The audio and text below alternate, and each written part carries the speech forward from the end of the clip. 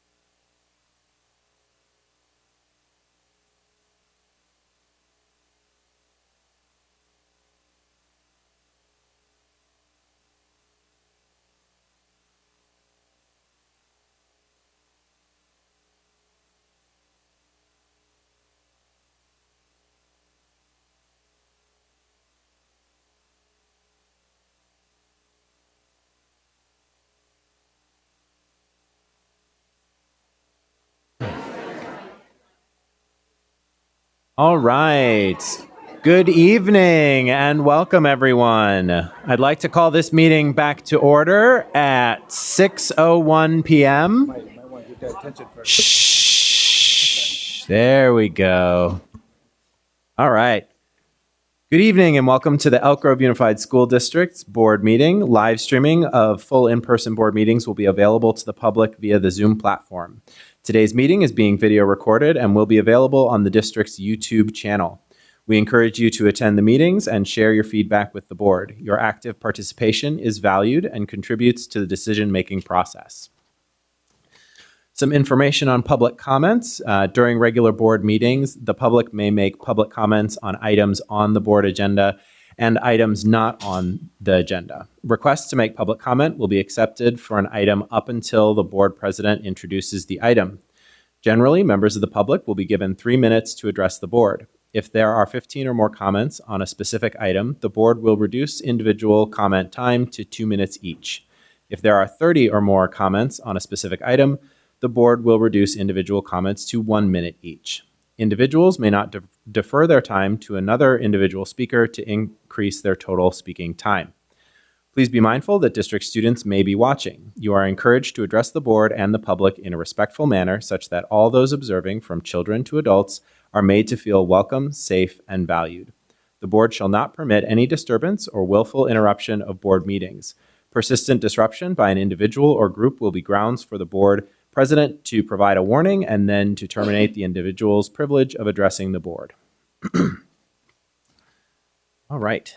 Next up, our land acknowledgement. Ms. Chen.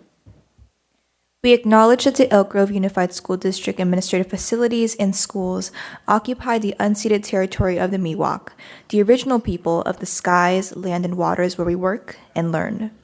The Miwok have cared for these lands since time immemorial.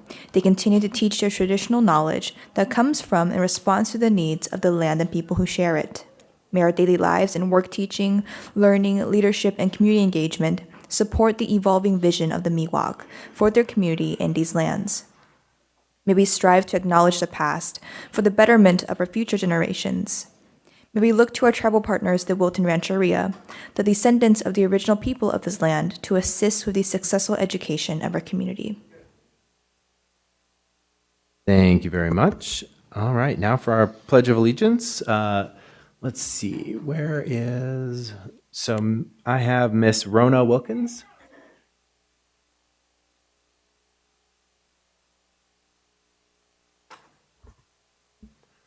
Welcome, and before you get started leading us, we do have some words for you. Monterey Trail High School is honored to recognize Miss Rona Wilkins as an outstanding education partner. Miss Wilkins is the proud mom of Yasir, a 12th grade student at Monterey Trail High School, who has been not only an amazing student, but also a talented marching band and jazz band member while upholding our core values every day on the trail. Over the years, Ms. Wilkins has been instrumental in nurturing not only her son's love of music on the trail, but has nurtured the growth of hundreds of our students as well. She has volunteered her time at football games, marching band competitions, concerts, and fundraisers. Not only does she serve in this role, but also has spent time on our campus helping to recognize other students by handing out our Mustang Gold tickets to those showing respect, integrity, confidence, and community. She knows the importance of mentoring students and parents to help elevate voices, and we truly appreciate the effort and time she has spent working with administration and staff by bringing parent voices as an advocate for all and meeting us at the table for productive conversations to always keep our school moving forward positively while addressing the needs of our amazing Mustang students and families. We love that she keeps students at the center and is such a positive participant in our school and district. Ms. Wilkins, Monterey Trail High School, and the Elk Grove Unified School District, thank you for your dedication to our students and all of the Mustang community.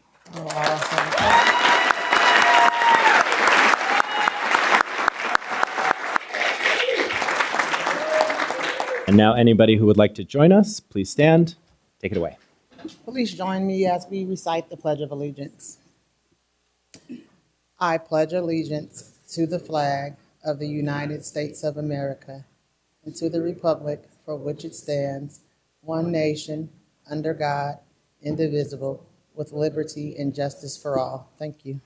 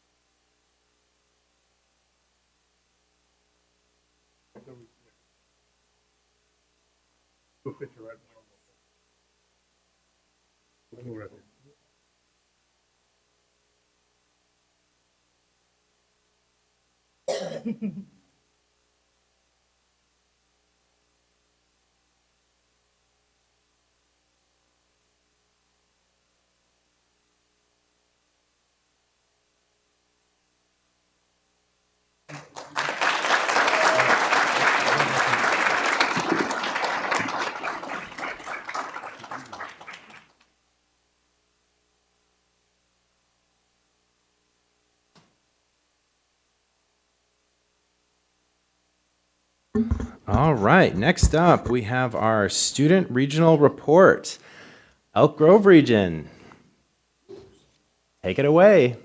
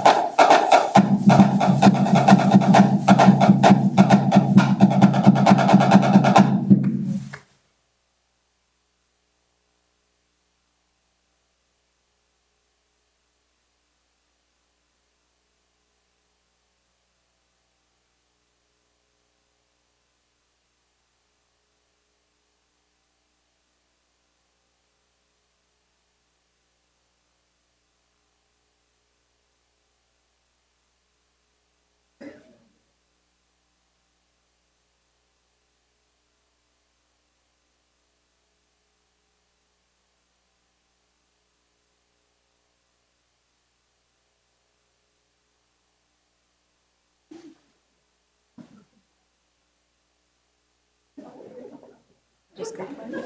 And just look, watch. You wait till everybody comes in. Okay? Just wait till everybody comes in.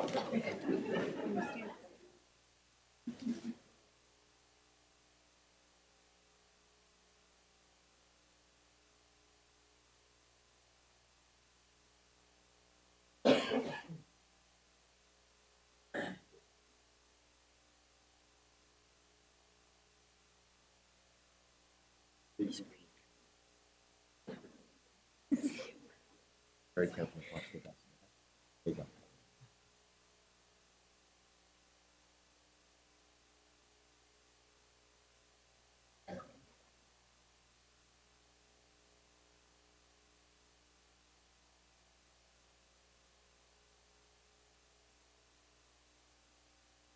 Good evening, Board President Mr. Vargas, members of the board, Superintendent Hoffman, and Ms. Avalos.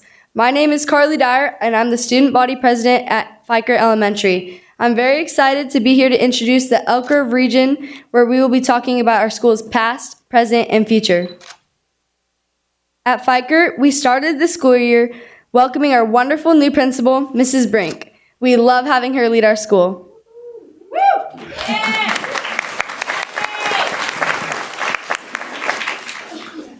We've had a ton of fun events already this year. We've had our first ever flag football team, and they had an awesome first season. They won so many games, and we're very proud of them. In October, we had our famous fall festival. It was so fun to see all the students and families play games and survive our haunted house. Pasta and bingo night and our avid family night were so much fun. There are so many things at Fiker that we do all the time. We have our KFTV news team, our monthly spirit rallies, And every week we have Where Are You Going Wednesday, which is where we wear career or college shirts. Student leadership meets each week, and we do everything from selling boograms to making posters for all of our events. We also help with our Dragon Scale store, our PBIS Dragon Scale store, where students earn Dragon Scales to win prizes. Now I'm going to pass it off to Kenzie Benamati.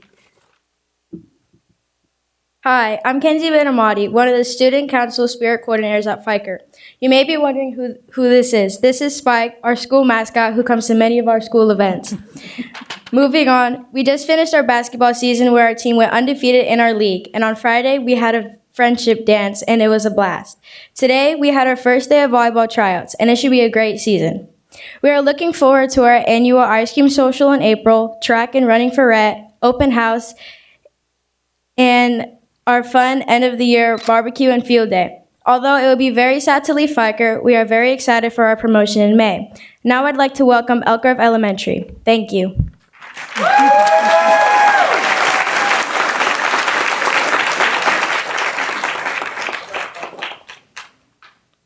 Good evening. We are 6th grade leadership students from Elk Grove Elementary here to update you on all the great things happening at Elk Grove Elementary. My name is Cora Duncan. Hello, my name is Amaya Jitt. Good evening, my name is Kellen Scruggs. My name is Shannon Denning. And I'm Armand Gill. There are so many things we love about Elk Grove Elementary. Our student leadership team is hard at work promoting school spirit with our Spirit Days, making monthly videos for our students to keep them updated with school news and for their entertainment, creating posters and acknowledging the many cultures on campus, helping at our family activities, assisting our principal at assemblies, and overall being good role models for our students. The leadership team is also responsible for our new Eagle mascot. We recently ran a contest where all the students and families that had the opportunity to vote for our Eagle's name. Will it be Regal the Eagle, Elkie, or General Eagleson? Spoiler alert, it's General Eagleson. Elk Grove Elementary School sports team have done an awesome job so far. Our flag football team and girls and boys basketball teams played great and did well displaying sportsmanship and respect. Volleyball tryouts are here and we look forward to watching the team at their matches. We know that they're going to have fun and learn a lot about volleyball. Elk Grove Elementary has a huge running for Rhett team with over 60 students participating. Thank you, Mr. Smith, for organizing and coaching our running for Rhett team. All our grade levels have been busy with field trips. Kindergarten attends the Pumpkin Patch each year. Our first graders go to the EGUSD Food and Nutrition Facility.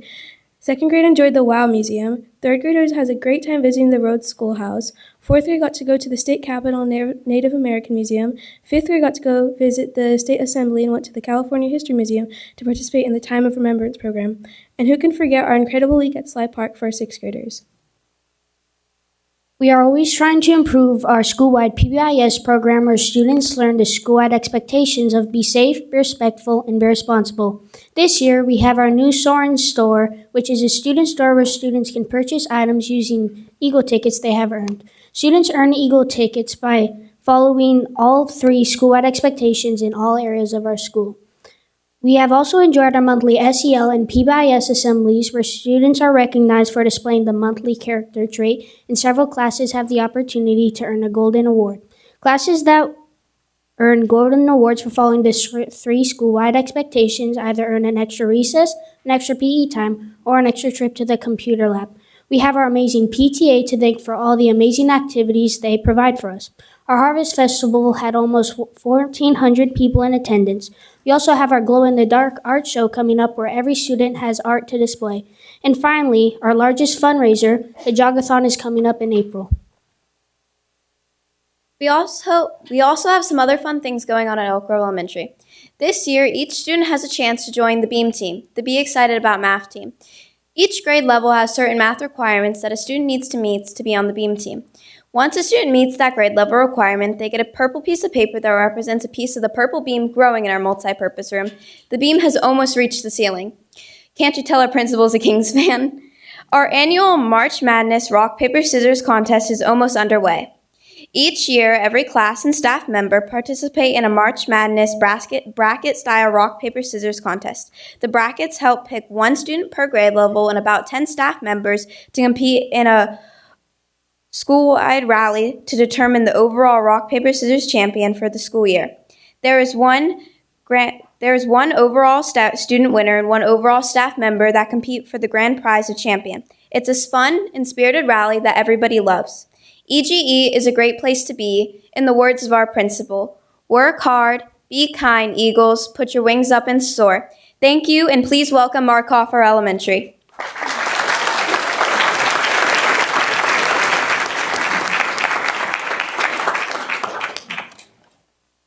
Good evening, members of the board and Superintendent Hoffman. Thank you for inviting Markhofer Elementary here tonight to share all the exciting events and activities we are enjoying at our site. I am Nicole Leone, 6th grader, president of our student council, and member of the Spirit Squad. And I am Harper Higgins, 6th grader, vice president of the student council, and member of the basketball team. We have had so many fun activities this year, such as Walk and Roll to School and Fall Festival. One unique opportunity we had as part of the Elk Grove region was to have our entire school line Elk Grove Florin Road to watch the Elk Grove High Homecoming Parade. Our very own Mustang Cheer Squad was even invited to march in the parade. At Markhofer, the students have many activities available to them to help grow and give back to our school. We have a student council, and our News crew produces a news program that showcases our exciting events. We even have our very own cheer squad, which you will have the opportunity to see in action tonight. Other GATE programs include GATE classes, running for RET, and girls and boys basketball.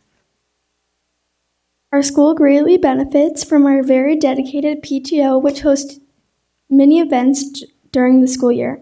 Our PTO has hosted too many events to list, but just recently, they held a VIP dance where students and their parents were invited to an 80s dance. Our PTO gives back to our school by hosting many free events like Mustang Madness and Cocoa and Cookies with Santa.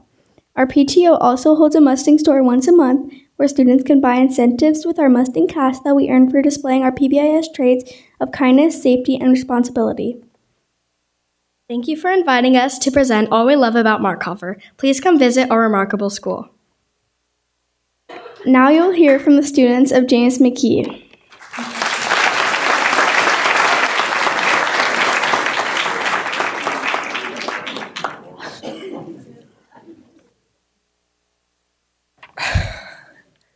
Good evening, Board President Michael Vargas, member of the board, Superintendent Hoffman, and Mrs. Avalos.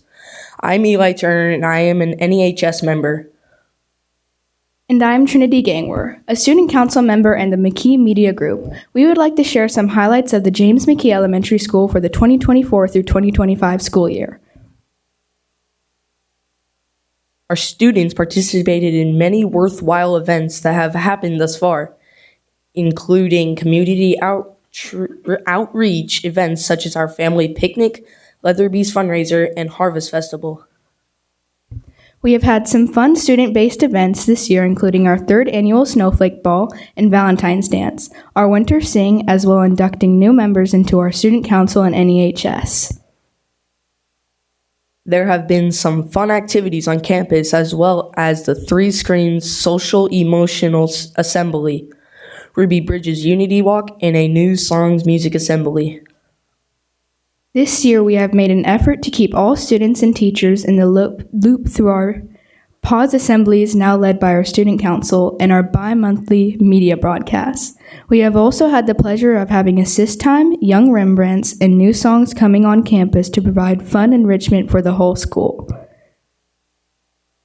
We had Megan Ray, is the author of the brand new Llama Quest series, visit our primary students. We had our Scholastics Book Fair, and for the first time fundraising readathon, we raised nearly $6,000. This Friday, we will have our reads across McKee Day. Our students have been involved in so many after-school activities, including art classes, choir and drum lessons, Good News Club, Gate Club, Running for Rhett, band, and coming soon we have Minecraft Club, Comic Book Club, and track. Our new computer resource teacher, Mrs. Barstad, has made a positively impact on this year's students. For the month of January, our school earned 8th place for the state of California on Prodigy. Our current standing is 3rd place. We are hoping to earn at least $10,000 for our school. Some fantastic field trips this year included Coloma and Sutter's Fort, IMAX Theater, Fog Willow, the Public Library, Elk Grove Unified Food and Nutrition Services, California Museum, and many more. 5th and 6th graders later this year will attend their overnight field trip at the Marin Headlands. Our open house will be held in tandem with our annual art show next week. Then, the next day, our parents will join us on campus to celebrate with their students at our Trimester 2 assembly. The other upcoming events include our Parent Appreciation Breakfast, Talent Show, Pasta Fundraiser, Royal Dance Club Assembly, and 6th grade versus staff tennis racket baseball game. So, in all of this has been a great year for the James McKee Bears. Pause up!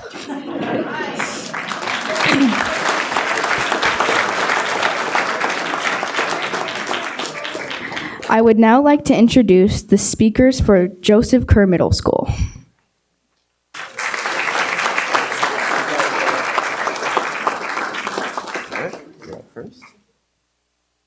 Good evening, families, board members, and Superintendent Hoffman. I'm Jacob. And I'm Eli. The 2024 to 2025 school year has been full of fun, action, and learning here at Joseph Kerr Middle School. To kick off the year, we had our PBIS kickoff event, which was highlighted by our Chalk It Up art gallery competition. We then moved into our glow-in-the-dark dance and our fundraiser, which got us enough money to purchase our new electronic marquee. If you haven't seen it, you should come by and check it out.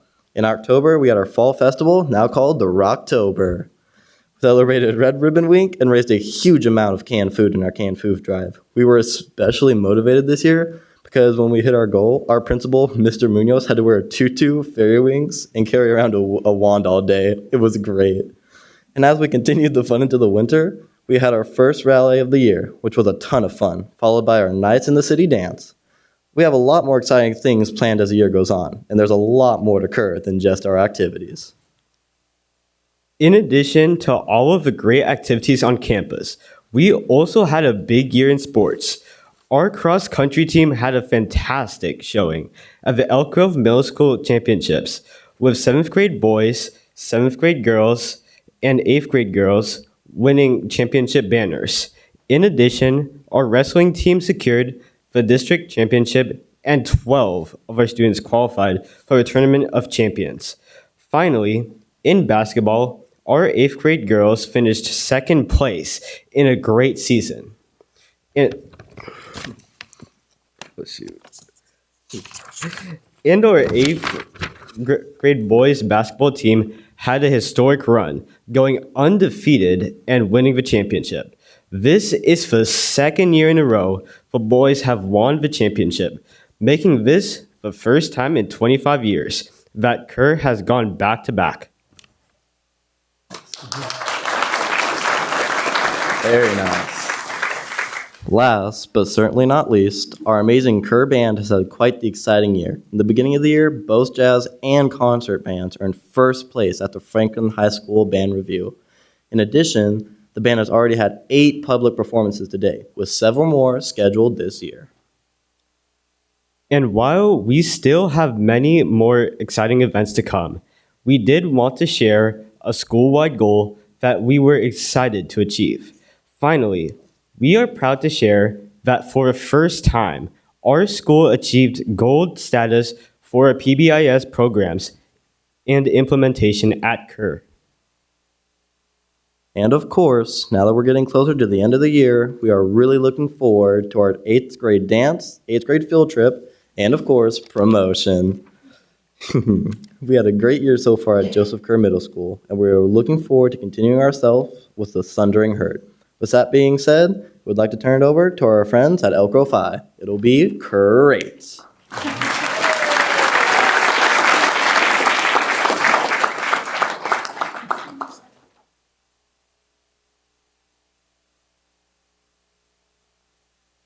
Good evening, Board President Michael Vargas and members of the board. It's a pleasure to meet you all. I'm JJ Lara, the senior class president. And I am Brady Clark, the ASB vice president, And then this is Elroy, our amazing mascot.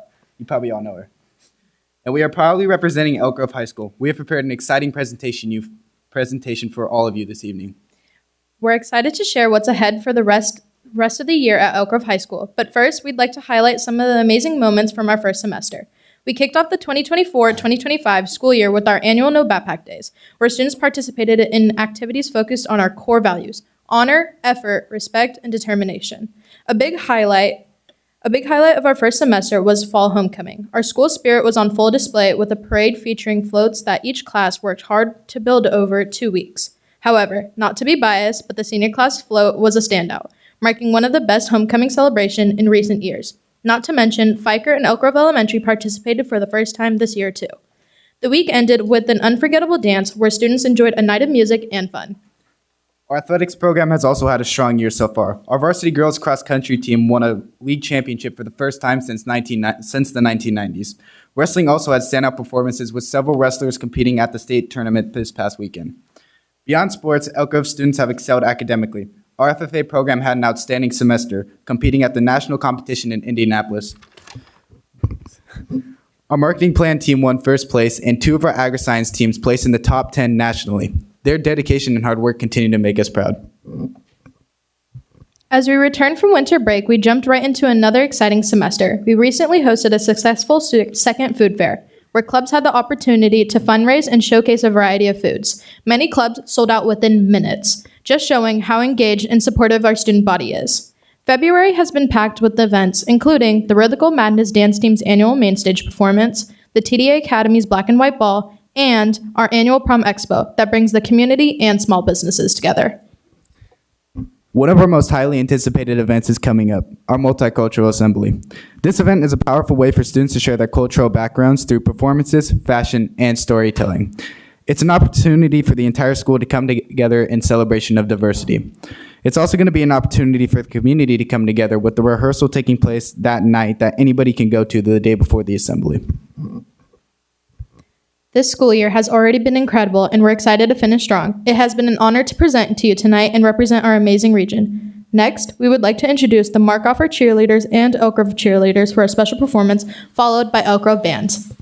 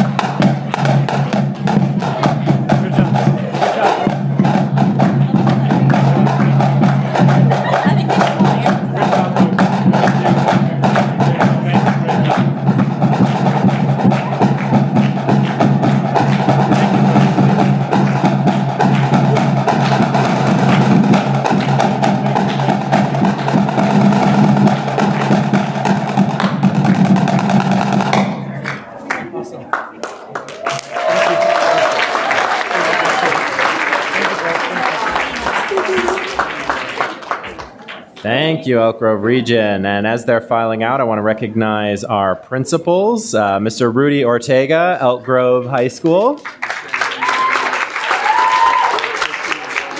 Aaron Munoz, Joseph Kerr Middle School. Jill Jones, Elk Grove Elementary School.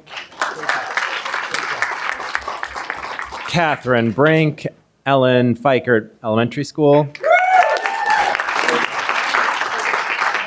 Dorothy Stopelman, Florence Markhofer Elementary School.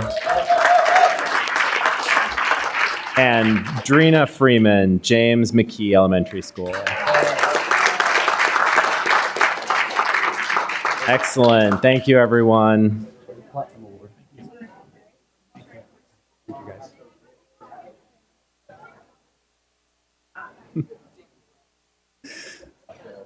All right, looks like we are ready to transition over to our resolutions for the day. First up is National Nutrition Month. Miss Drake.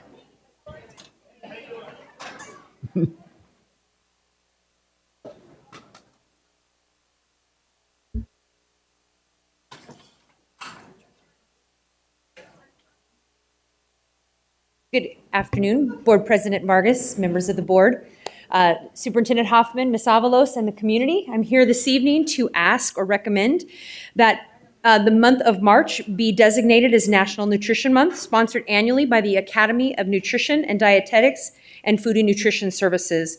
The campaign focuses attention on the importance of making informed food choices and developing sound eating and physical activity habits. This year's theme, Food Connects Us, focuses on the connections that food has for many people. Food often connects us to our cultures, our families, and our friends. Sharing a meal is an opportunity to learn about its preparation, who made it, and where your food comes from. The foods that we eat also affect our health. By taking a closer look at food choices, lifelong healthy habits can be established and maintained.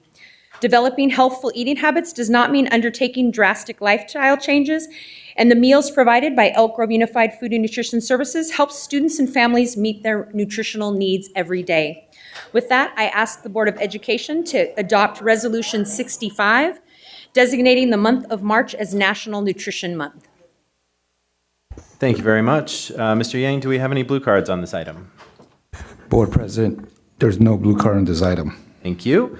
Then I will now entertain a motion to adopt Resolution number 65, designating the month of March as National Nutrition Month. So moved. Moved by Mr. Yang, seconded by Ms. Ballerini. All those in favor, please say aye. Aye. Any opposed? Motion carries unanimously. Thank you very much.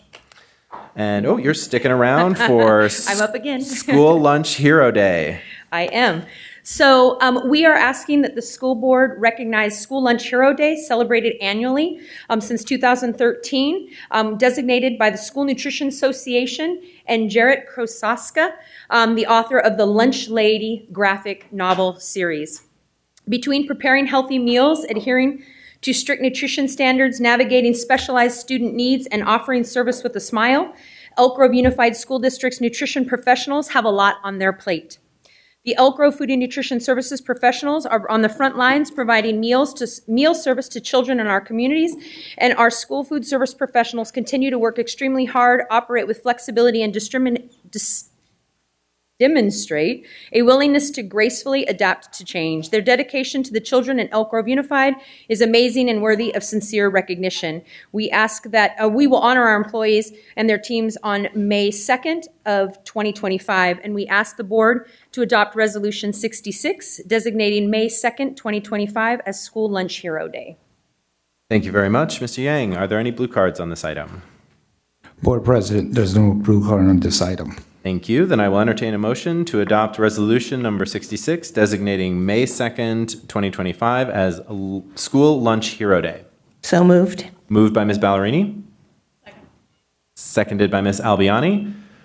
All those in favor, please say aye. Aye. Any opposed? Motion carries unanimously. Thank you very much. Next up is Public Schools Month. Dr. Collier. Good evening, President Vargas, Superintendent Hoffman, members of the board, Ms. Avalos, colleagues, staff, and members of the public.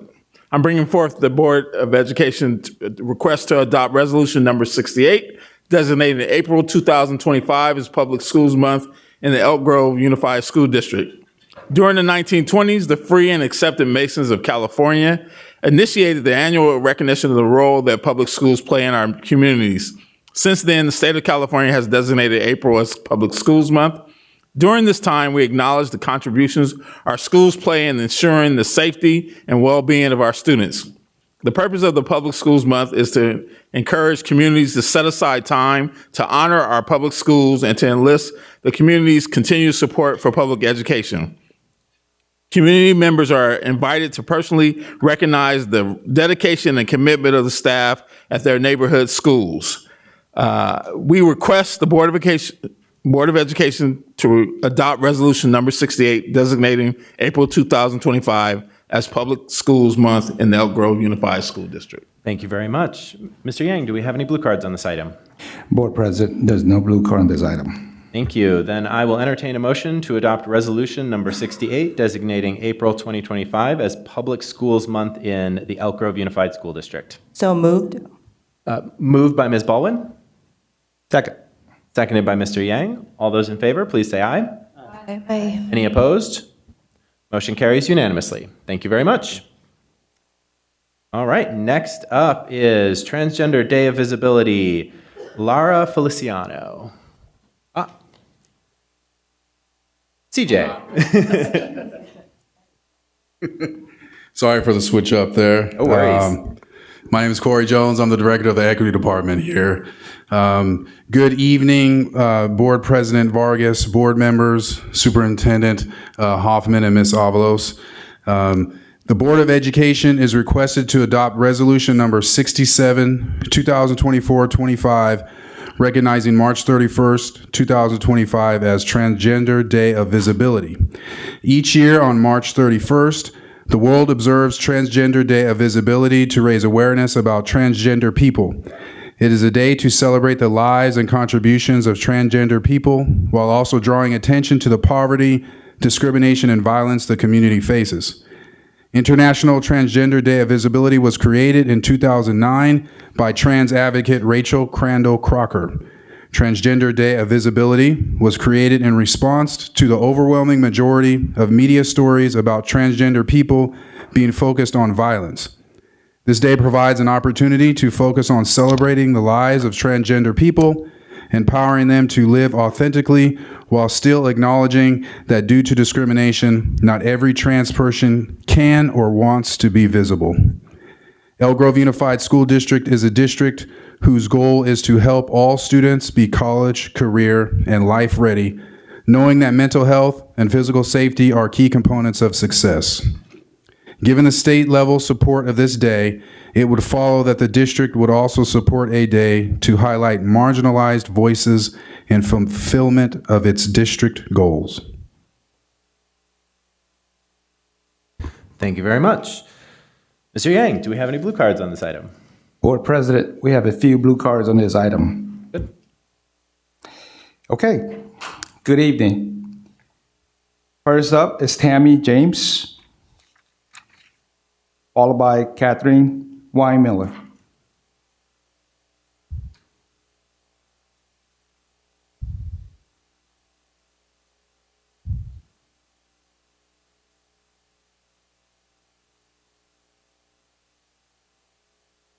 Good evening. My name is Tammy James. I'm a physician. I'm also a mother to 3 children who are here in the Elk Grove Unified School District. I am speaking in support of adopting the Transgender Day of Visibility. As a doctor, I see many children who identify as transgendered who are struggling with their mental health.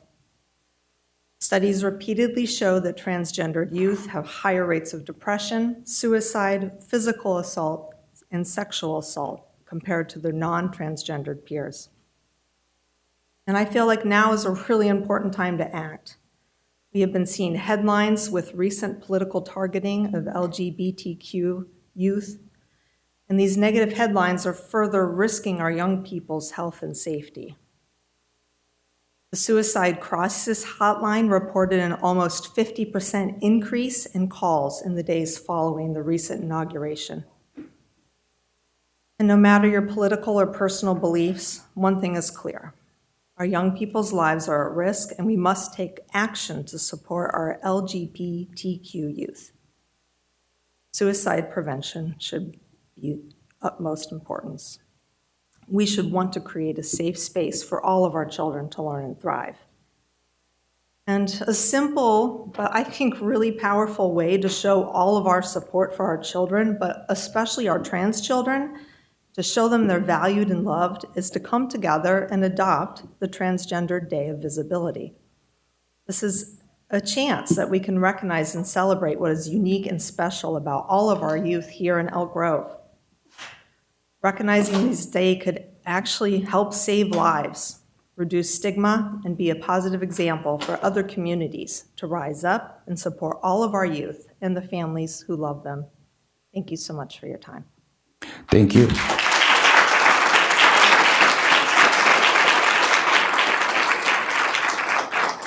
To the podium, Catherine Weinmiller, followed by Amanda Scott. Good evening. My name is Catherine. I am a senior at Pleasant Grove High School, and I'm here tonight to speak in support of the Trans Day of Visibility. I have multiple friends who are transgender and gender fluid or questioning. We have grown up hearing the cliche, be true to yourself. The Trans Day of Visibility is the community's way to prove that we truly mean it. Just on Monday, one of my trans friends told me, on the verge of tears, that he was exhausted at having to constantly fight against negativity and explain himself to the community. No one should have to fight so hard to be themselves. Trans Day of Visibility would help to alleviate the pressure on trans students to fight for their place in society. Especially in lieu of recent political comments, it is crucial that we shoulder some of the weight for them and recognize the bravery and strength that it takes for them to simply be true to themselves. It is essential that as a community, we demonstrate to trans students that they are not fighting alone. The community must prove that when we are told be true to yourself, it isn't a lie. Thank you. Thank you. Next, Amanda Scott, followed by Kurt Thompson. Good evening. I'm here as a community member and a mother of students in this district to speak in support of the resolution for Transgender Day of Visibility. I am proud to live in a city and have children that attend schools that care deeply for all members of its community. We must continue to stand by our transgender, non-binary, and gender non-conforming students. Despite the hateful rhetoric we often hear in this room, whenever something is on the agenda about humanizing people that they are attempting to erase, I want every child who hears these horrific statements to know that for every one of them, there will be dozens more of us showing up to support and love them. Thank you. Thank you. Kurt Thompson, followed by Courtney.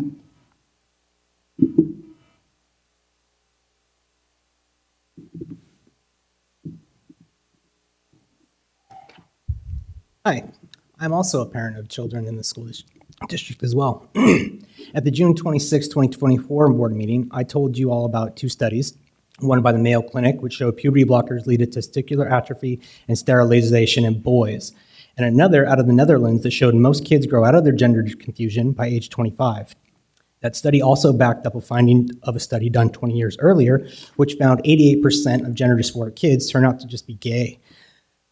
For those of you not on the board last year, I emailed you two more studies, one by the National Institutes of Health, which shows gender-affirming surgeries lead to a 12 times higher suicide risk, and a study by the Journal of Sexual Medicine that shows these surgeries lead to a higher risk of several mental health issues, such as substance abuse disorders and suicidal ideation.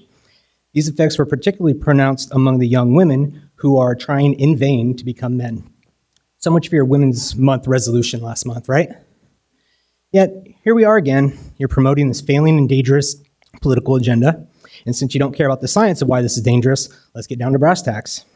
These kinds of resolutions are putting this board very close to being in violation of an executive order signed on January 29, 2025, which prohibits schools from participating in the social transition of any student. The presentation later tonight shows this district receives $60 to $70 million from the federal government.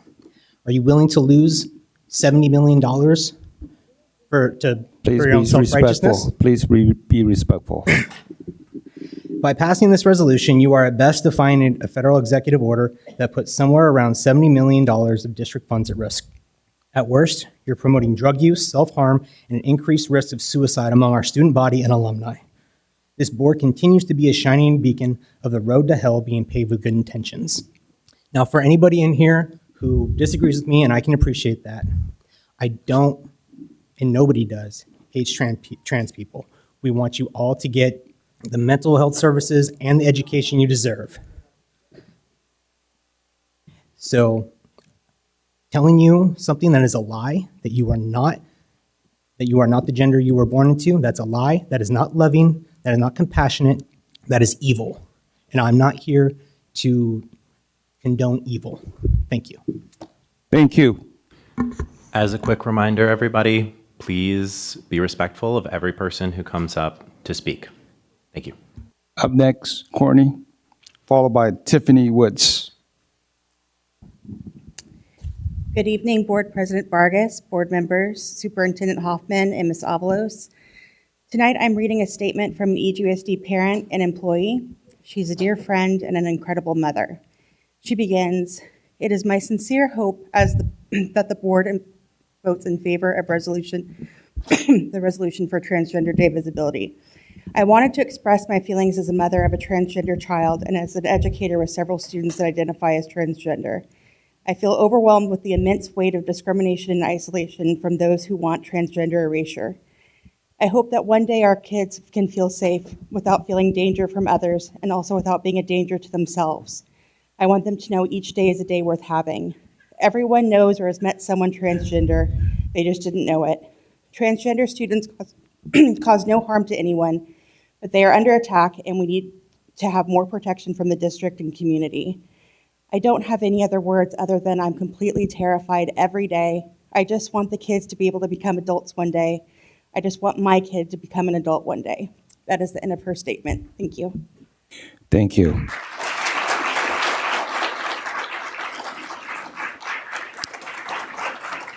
Tiffany Woods is next. However, I want to clarify this. You got 2 blue cards here.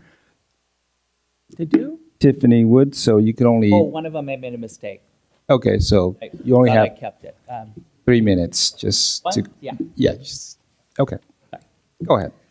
Just want to clarify. It's a long day at the state today. All right. Superintendent Hoffman, President Vargas, trustees, and Ms. Avalos. Thank you for this opportunity to speak in support of Resolution Number 67, recognizing March 31st, 2025 as Transgender Day of Visibility.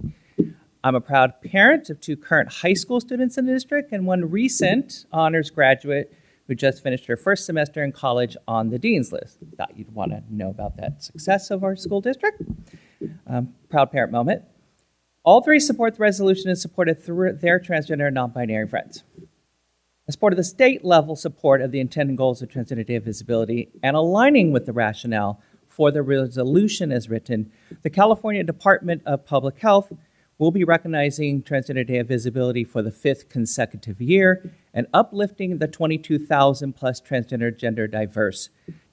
and gender diverse Californians, including students, highlighting their contributions and achievements and calling attention to the issues and challenges impacting their lives, which are increasing daily in these very challenging times.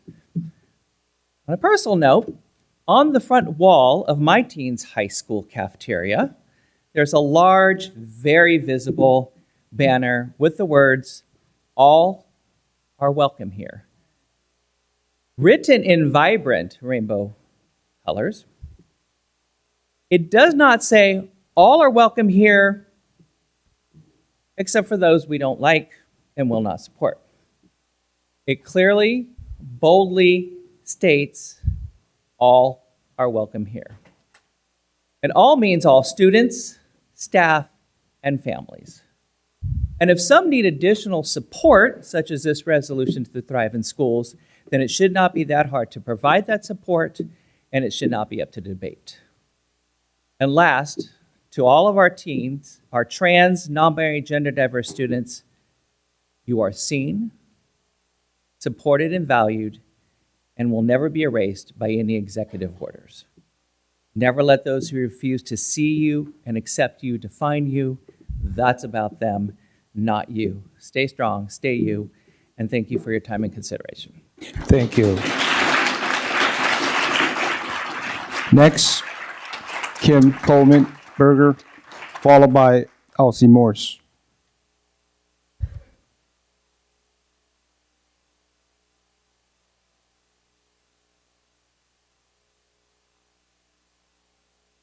Here tonight, everyone. My name is Kim Coleman Berger. I'm the mother of 4 grown kids, and I'm here tonight in support of the resolution to adopt Transgender Day of Visibility. I heard it said earlier, the young lady who so eloquently stated that we tell our kids, be true to yourself, do what you believe, and that doesn't go except for when it makes other people uncomfortable. When we love our kids, we love and support all our kids. And I think that it's important that they have a day to be visible without fear, especially in today's political climate. Like, our kids are scared. Let's give them a day where they feel safe, at least one day. And then maybe on the other days, we'll take care of them too. And their fellow students will take care of them. I definitely am here in support of the resolution. Thank you very much. Thank you.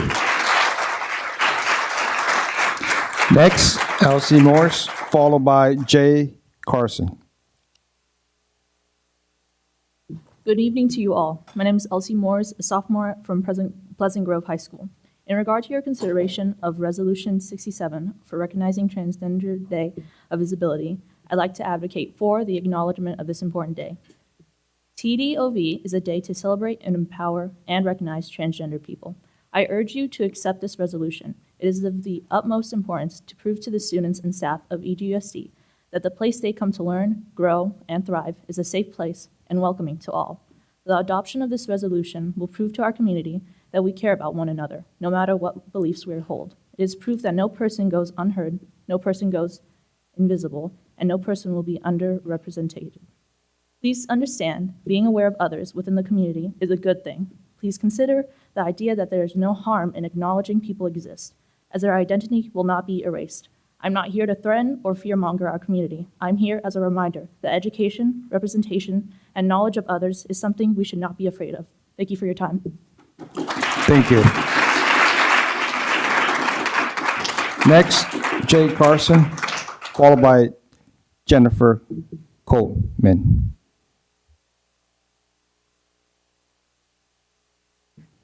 Mr. Hoffman, board, it's nice to see you and nice to see new faces too. I am Jess Carlson, and I am a mother of 2 queer teens. My kiddos go to EGUSD, and I want to thank you for creating an environment for them where they can be themselves. That is why it's so important for you to say yes to this resolution tonight, because without that, my kids and all queer and trans kids will feel a lot less welcome. And I know that's not what you want. Trans Day of Visibility celebrates not just the resilience of the trans community, but the radiant joy of being who they are. Trans joy is not a fleeting moment, but a powerful force that propels this amazing community forward. Our trans kiddos deserve the same rights as everyone else. They deserve to be their authentic selves. They deserve our love, our support, and most importantly, our respect. Let's celebrate the young trans and queer people coming into their own, spreading trans joy in spite of the haters. Our trans elders deserve to be celebrated as well, because they paved the way for our trans kiddos to know that this world welcomes them no matter what. Thank you to the trans community that educates and changes the world one day at a time, because they provide that safe harbor for my kids and for all queer kids. The world will be a better place when you allow yourself to feel empathy and to feel love. Thank you very much. Thank you. Next, Jennifer Coleman, followed by Sher Markey. Good evening. My name is Jennifer Coleman. Thank you, school board members, for having me here. I am here tonight to speak in support of the resolution for Trans Day of Visibility.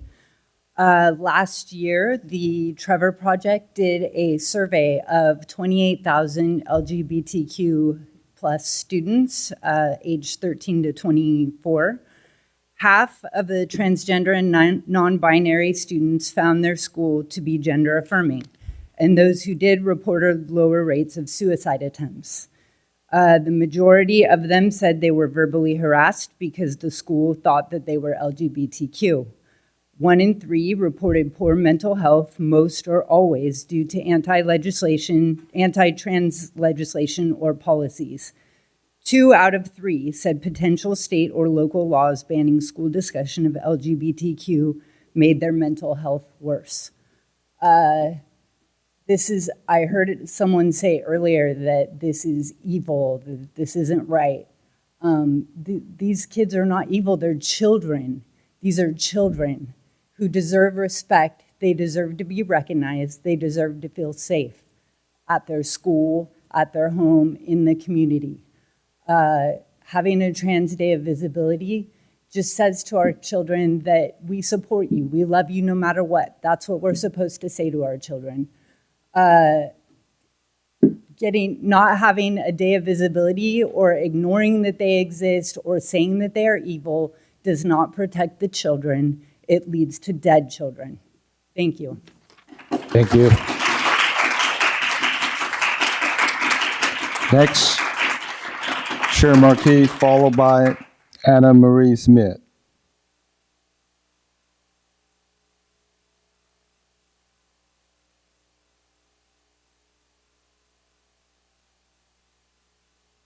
Next, Sher Markey. I'm Anna Marie Smith. Oh, Right well, place? there's a person in front of you. Okay. Sher Markey. Okay. All right, well, Anna Marie Smith, you next. Thanks very much. I'm a cisgender woman who's been part of the LGBT movement since 1980, and I stand here and joyously join those who have spoken before me to endorse the Trans Day of Visibility in Elk Grove schools. I want to first list a few people who go before us: Laverne Cox, Paige Elliott, MJ Rodriguez. These are the kinds of trans leaders who are wonderful, who have contributed so much to our culture and to our society, and who deserve to be celebrated. Now, to the trans folk who aren't here, because a lot of trans folk cannot be in public spaces right now. We see you, we hear you, we recognize you, we respect you, we love you. About the trans youth, among 16 to 24-year-olds, 22% now identify as part of the LGBTQ plus community, and that's led primarily by the numbers of trans youth who are coming out. We love you. Be your authentic, wonderful, beautiful, courageous selves. Be just as you are. We will have your back. Make self-care your priority. Find your tribe. And look forward to being part of the rainbow community for the long term. And right now, trans rights, we have a crisis in this country, an attack on trans people that's unconscionable, that's historical, that's a pogrom. Now, in that time, my friends who are part of the trans community, if you need to take a break from bad news now and then, we have your back. Take a break. Let the LGBTQ plus elders fight the fight while you take a rest. Now to the school board, to the school leaders, to the teachers, the coaches, the wellness staff, say no to right-wing lies. Say no to right-wing attacks on good medical science, where we began tonight with the voice of a doctor bringing medical science to the fore. That's where you ought to be. California is one of the best of all 50 states with its pro-trans school policies, but those are useless unless they're implemented. And we're hearing about too many microaggressions in our schools that are not being met with decent teacher, school leadership, school board leadership. Bullying has to stop, and it's up to you to do it. That's part of your job. We want our trans students to thrive and shine, and bullying stops them cold and dead. We've got to stop the bullying. Finally, trans allies, and here Cynthia Erivo, Bob the drag queen, Chappelle Roan, Lady Gaga, wonderful trans allies are out there. They should be celebrated too. Miss, your time is up. Thank you very much. Thank you. Board President, that ends the blue card on this item. Thank you very much. Before we go to a motion, would any board members like to be heard on this issue? I would, please. Ms. Moore? Yes. So as mentioned in the resolution, I absolutely believe that all students deserve fairness and respect, and I believe that all students need to be treated with dignity. I also absolutely agree that bullying is unacceptable and that we have no place for bullying in our schools. However, what bothers me about this particular resolution is I believe it's a false statement that we value families in regard to our transgender students, because I have seen many examples in instruction materials and books, previous communication to staff, and on our YDO website that indicates we do not value parent involvement regarding our transgender students. Students, regardless of their perceived identity, need to have their parents to help support them during challenging times in their lives. Counselors, teachers, and other staff are a temporary part of students' lives, but parents raise their children from the time they are infants and will be there for their children throughout their lives, far beyond their high school years. On the district's YDO page, we offer gender support plans and gender-affirming products. So I'm assuming that means, as one example, that we offer chest binders, which have many potential negative health implications, including skin irritation, chest pain, difficulty breathing, rib fractures, and potential damage to breast tissue. The fact that our district will socially transition a child is quite alarming. Socially transitioning leads down a dangerous road to possible premature physical transitioning, which includes puberty blockers, hormones, mastectomies, complete genital mutilation, and more. Many detransitioners are now speaking out, sharing that they were not ready to make such decisions as a minor. Chloe Cole, which I would encourage everyone to research her, she is now an adult, and she is one of those detransitioners. And she advocates now that minors are protected from harmful transition services, drugs, and surgeries. She was only 15 when both of her breasts were removed. She had previously started puberty blockers and testosterone. She now fully regrets her decision, understanding that she was going through a temporary phase. She now suffers with deep regret and physical side effects. She doesn't know if she will ever be able to conceive a child, and she is heartbroken to know that she will never be able to breastfeed her child or children. She is one of many detransitioners speaking out, as I mentioned, sharing their stories of regret in hopes to help other young people and their parents navigate these feelings and recognize that minors are not in a position to make such a life-altering decision. So those are just a few of the reasons that I will not be able to support this resolution today as it's written. And I believe that that we need to be very careful in the messages we send to youth because, as I mentioned, that can really impact their life negatively if we're not careful. So thank you. Ms. Baldwin. Yeah, I just wanted to acknowledge that and I'm a strong advocate and proponent for inclusion. And you cannot have full inclusion unless you acknowledge the visibility of someone's authentic self.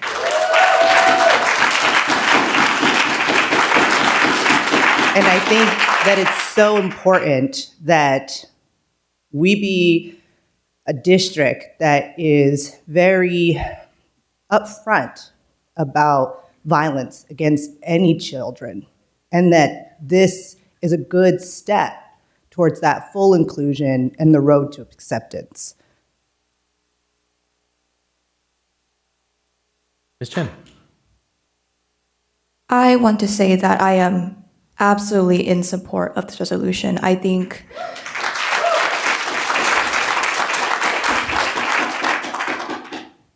almost exactly a year and a half ago, I was a junior in high school. This was before I got appointed to the school board this year as the student board member. And I was with a group of student advocates who were both LGBTQ+ and also non-LGBTQ+, all in support and in solidarity to make our schools safe spaces for anybody who attends our schools. And I think to this very day and for the rest of my life, that is so crucial and so important. Transgender students, transgender youth, and LGBT+ youth, these are the students who make up our student demographics that our districts say that we have to serve, that we must continue evolving in our vision to serve. Because if we truly care about the diversity of our community, because we are, the second most diverse school district in California, 6th most in the nation, we have to uphold that. We can't just say that we have a diverse population. We have to be accountable to that population. We have to make sure that we put systems in place, programs in place, so that our mental health of our student body collectively is not facing disparities. We have gaps to mend. We have gaps to address.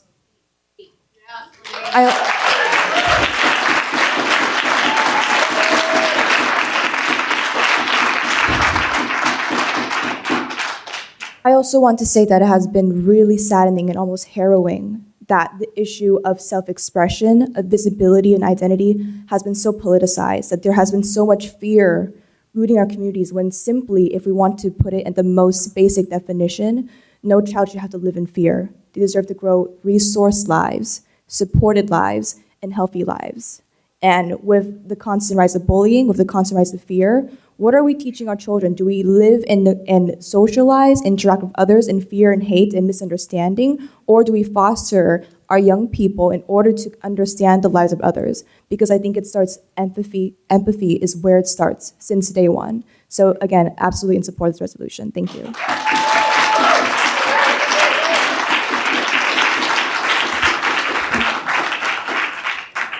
So one of the downsides of going last is I have to go after our students. You want to say? Go for it. Well, coming from a minority ethnic group, as I am, bullying and other discrimination, including racism, is something that I face since I've been here 12 and a half years old. And this school district, Elk Grove Unified School District, is the most seventh diverse school district in the nation. We have over 100 different languages spoken here. So inclusion and diversity is what Elk Grove Unified School District is.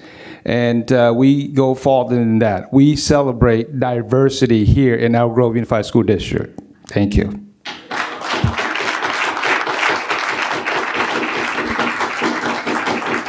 Thank you. So this will be our second year doing this resolution or considering this resolution. And I wasn't sure what to say in addition to what I said last year, but I think where I landed, and I'm so glad that other people, particularly our students, came and said everything so much better than I possibly could have. But the one thing I wanted to add was I read something recently that kindness, an act of kindness, spreads out 3 degrees of separation, right? So you pay for somebody's coffee and they experience that, and then they go out and do something, and that has a ripple effect. Every single one of those has a ripple effect. And it got me thinking about how important that is, how important these small acts of recognition and inclusion and kindness, how important they are to everything that we do, because they ripple out among our students, among our families. And so when we are able to pass resolutions like this, able to support our students in this way, it can have an enormous impact, because each of our students experiences that, and our students then take that into their schools with them, that positivity, that kindness, that support into the school with them. And that's what we're supposed to be doing, right? That is such a core part of our job, because it makes it so much easier for them to then learn and spend time focusing on their courses and spend time focusing on their studies, instead of being stressed about who they are and whether they'll be accepted. And so I think I want to challenge all of us to take that kindness, that knowledge that one act of kindness can have an enormous impact, take that with us into what we do, particularly for our staff members, right? What you do matters so much to our kids, and to the extent that we can support you and we can give you the tools to take that kindness into the classroom and into our schools, we want to do that. So thank you very much. I will not belabor the vote any further. Then I will, we still need a motion. I will entertain a motion to adopt resolution number 67, recognizing March 31st, 2025 as Transgender Day of Visibility. So move. Moved by Mr. Yang. Second. Seconded by Ms. Chin. All those in favor, please say aye. Aye. Any opposed? Nay. Motion carries. Thank you very much.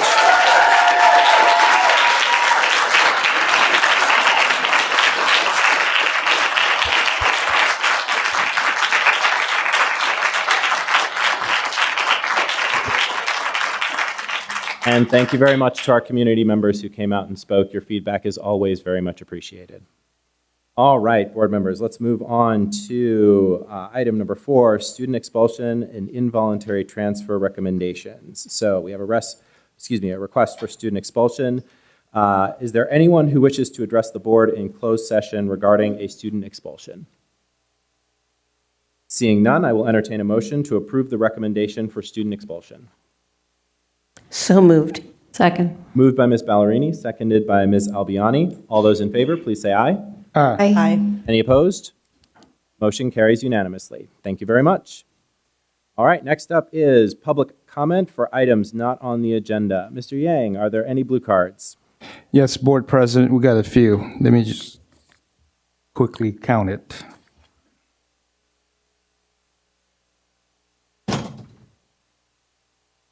Those two, Chris?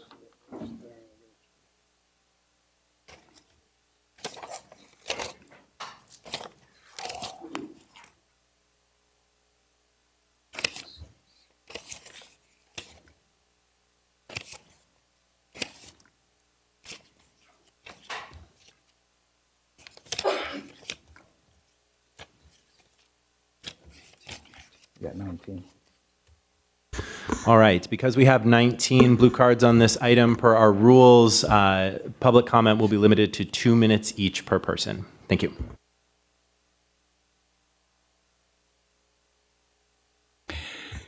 Okay, good evening. Let's go ahead and start with the public comment. First off is Kathy Wilson, followed by Jessica.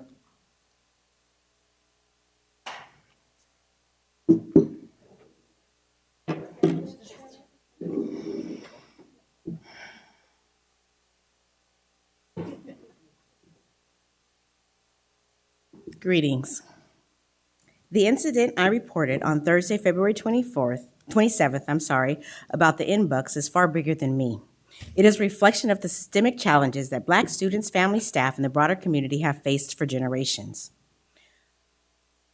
Challenges that date back to when Elk Grove was a sundown town.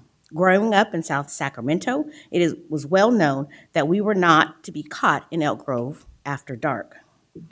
This is the third school district in over 30 years of education that I have worked in, previously Del Paso Heights and Oakland Unified. Yet, this is the first time I have encountered anything like what I have experienced here.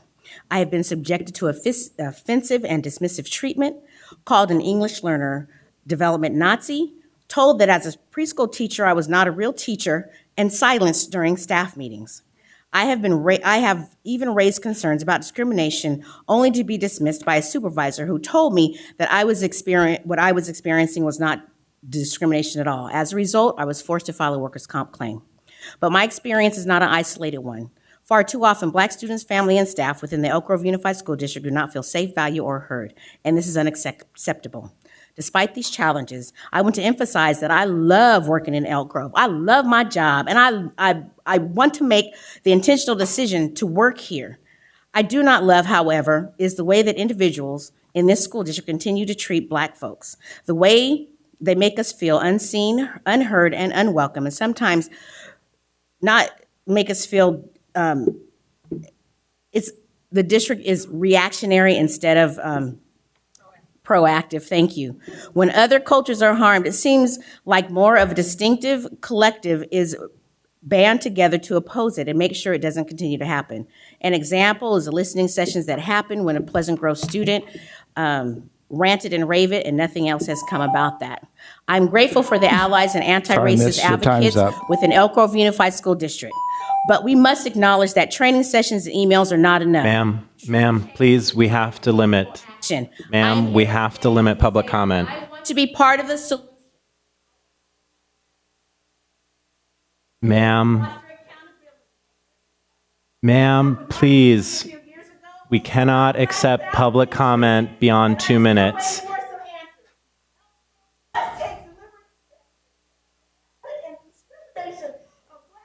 Ma'am, please.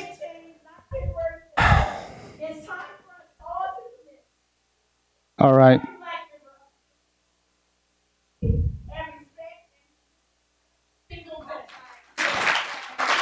Thank you. Next, Jessica. Followed by Ryan Carter. I'm sorry, you guys. I don't need to apologize. It's so frustrating. I'm working here. Nothing happened. Take a break. No, I'm just Ma'am. so sad. All right, let's continue. That's got me feeling a little emotional, so we'll see how I get through this. I'm Jessica Carter. I'm here to speak on the same thing that she was just speaking on so beautifully. I was very upset to learn about the appalling racist content that emerged from Catherine Albiani Middle School. I was further upset by the letter we received, which contained nothing more than a feeble apology. Good Lord, okay. While I recognize that this matter is under investigation, I have to say unequivocally, the material referred to as racially offensive in the letter is without a doubt racist to its core. My fear is that the adults who played a role in the situation will skirt accountability and that we won't see the change that we need at our schools. Incidents like this demand immediate and decisive action. Our schools should serve as a safe place for every child, but we all know this is not the first time that EGSD has dealt with something like this. And something like this is what caused me to apply for the Diversity Inclusion Commission for the City of Elk Grove. Whether the source is a student or a staff member, there must be established protocols for communicating effectively with families and providing essential support for our students. We are at a pivotal moment where there's an opportunity to rebuild trust by addressing the situation with the seriousness it deserves. So far, we have only seen a vaguely worded letter accompanied by a hollow apology, leaving parents confused about what happened while seemingly downplaying the gravity of the events. I ask that you do what is right. The superintendent, school board, principal, and staff should loudly and clearly denounce this abhorrent behavior and language. This situation demands a thorough investigation from the computer and printer used to produce these materials to every adult involved in this process, who either distributed received or witnessed these materials without saying a word. There is no possible way this can be framed as an educational endeavor. The bottom line is undeniable. This was an act of racism that must be confronted and addressed with the seriousness it warrants. Thank you. Thank you. Next, Ryan Carter, followed by Anthony. Thank you, board members, for the opportunity to speak. Continuing in the same vein as my wife and the lady that came before her, I want to address the incident that just happened at Catherine Albiani Middle School. I am the parent of 2 children who are both in Elk Grove Unified School District. One attends in the Beatty Elementary and the other attends CAMS. We moved to Elk Grove in 2011 in hopes of settling in a community that champions diversity of culture and character. These actions represent neither. For a demographic that has been historically marginalized and disenfranchised, it's important that we emphasize a small portion of the implication of these actions that they have on our children. Number 1, this behavior encourages the reinforcement of racial stereotypes. Number 2, this lessens the impact and historical significance of the damage associated with this word by making a parody of an entire demographic. And number 3, it places Black students in the crosshairs of perpetual cultural insensitivity while normalizing racism. Some of the core values that our community should be striving for are the alignment with, including ensuring that our students feel safe and supported at any school, anywhere. These formative years are crucial for character development, and how this instance is addressed will speak volumes to the Board of Education's commitment to fostering the level of support our Black students need. That's it. Thank you. Thank you. Up next, Anthony, followed by Dustin Noble. Antonio, I should say. Yeah, Antonio. Thank you. Antonio Ferraro. I have 2 students. One graduated from Albiani and one is currently there. And look, I'm trying to understand the educational value of the N-word bucks that were vaguely addressed in a letter from the principal of CAMS.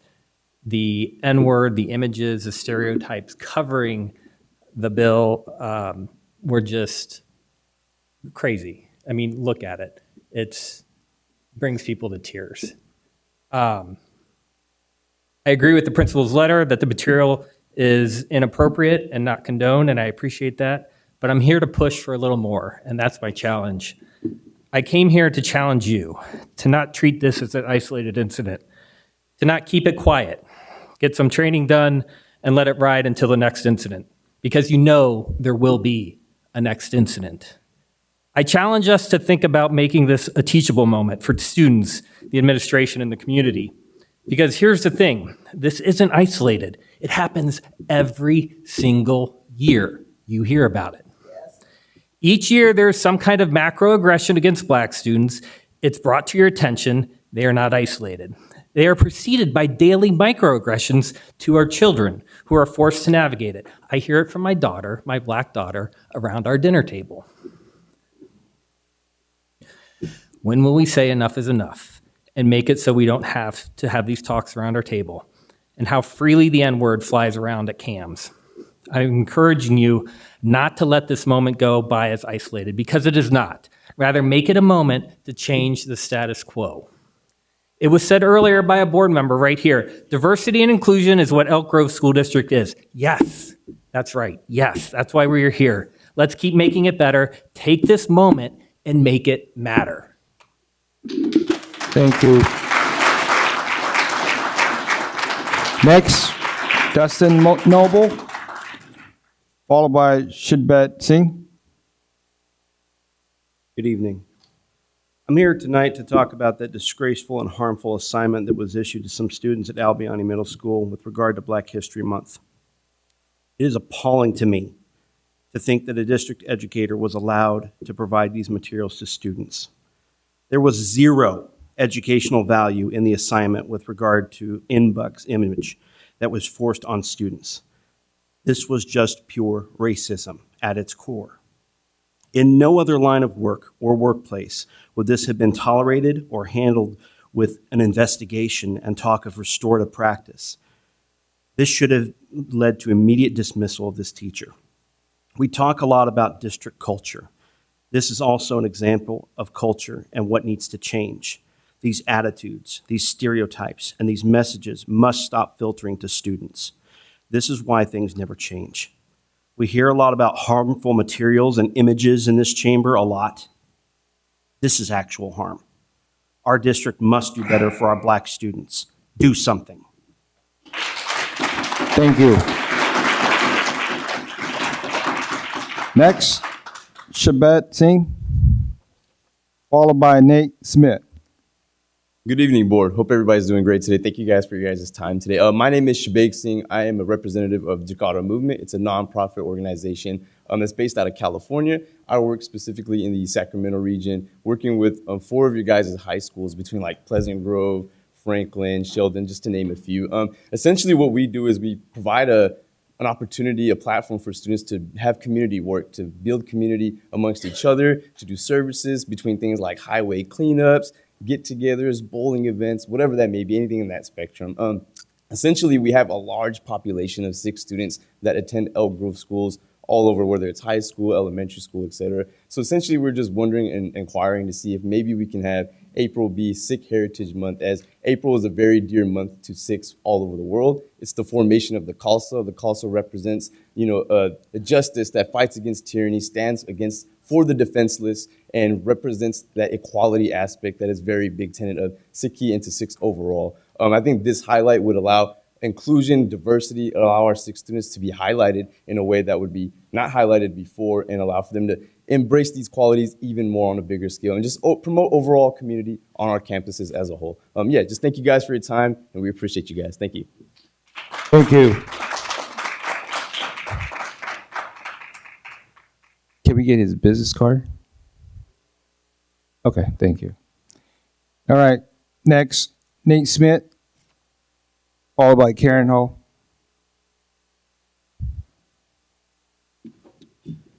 Good evening.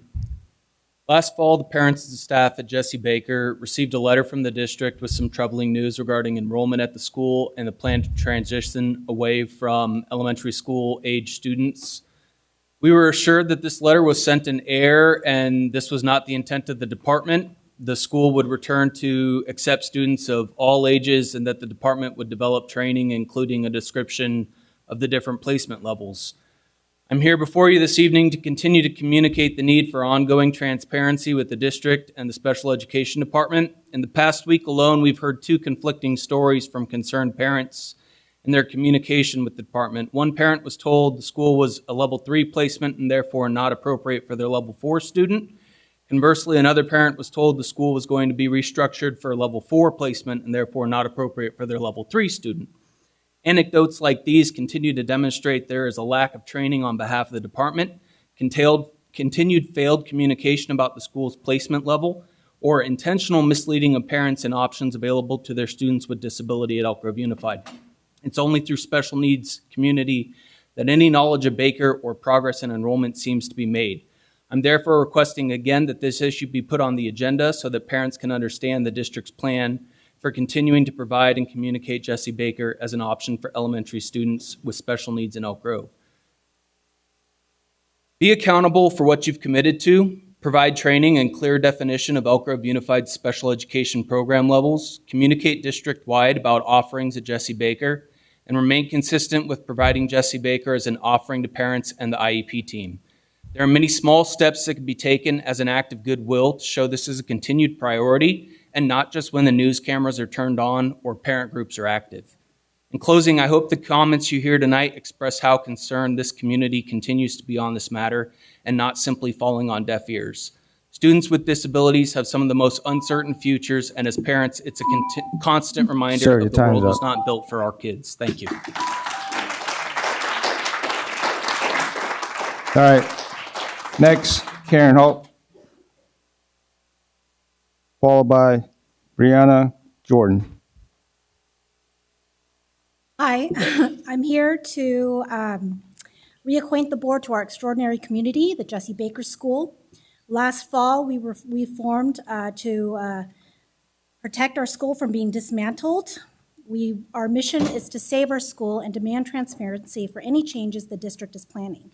We were promised, at least for the time being, that our elementary school would not be dismantled. We were not successful, however, with our request for a promise that the district would not attempt to dismantle our school in the future. Our students are unique and rare. Think 1 in 100,000 births type of rare. They require the support that the Jessie Baker community offers, a dream team of seasoned teachers, paras, and staff, some of whom have been with Jessie Baker for almost 30 years. The one thing everyone will notice when they step foot on our campus is joy. Here, staff and therapists are all well-versed in educating our unique learners. You will find our community of K through 22 blowing the socks off of all the doctors they've ever met and any of the ableists they've ever encountered. This is our least restrictive environment, where our students are safe in venturing through their campus, safe and happy to learn alongside their peers, and often with their best friends. The amazing teachers and therapists are committed to the growth and development of social, academic, and the physical skills of our kids so that they may reach their greatest potential, a potential that is so often dismissed by our greater society. So if Jessie Baker is a model school that families want to attend and where the turnaround of staff is low, why does a district want to attempt changing what works? We do know that families are still being denied even when there is space available.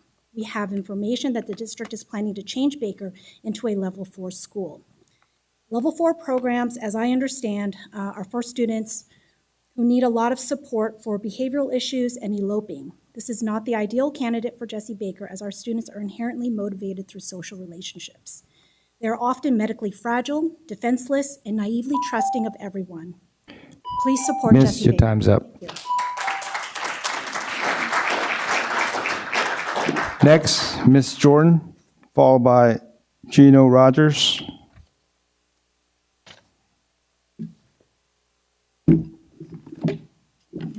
Good evening. I am here in representation of my daughter, who also attends Albiani.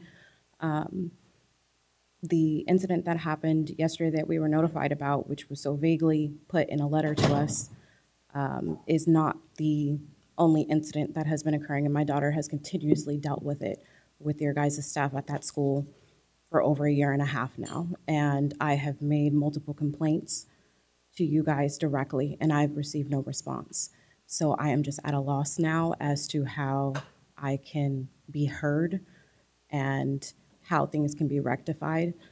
It starts from the top down, the behavior that goes on at that school, the environment that it builds, and the fact that it's being allowed and the staff is just covering it up. I mean, I submitted a complaint about my daughter literally having to quit basketball because she was being isolated and targeted and discriminated against through the whole AD's district just because of her talents. For a failure of a game that, you know, the staff should have been able to maintain, but because my daughter made that last and final shot that caused an issue, rules were even made up for her specifically for the next season. And then the rules disappeared as soon as she turned in her jersey.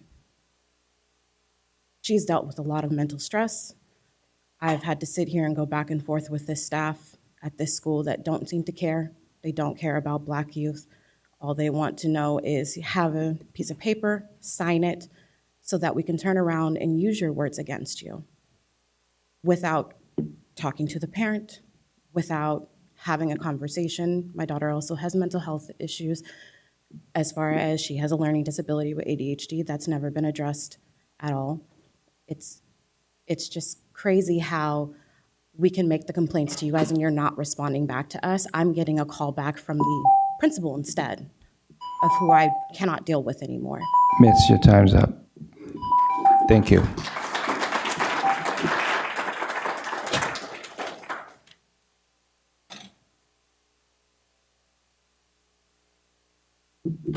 Gino Rogers.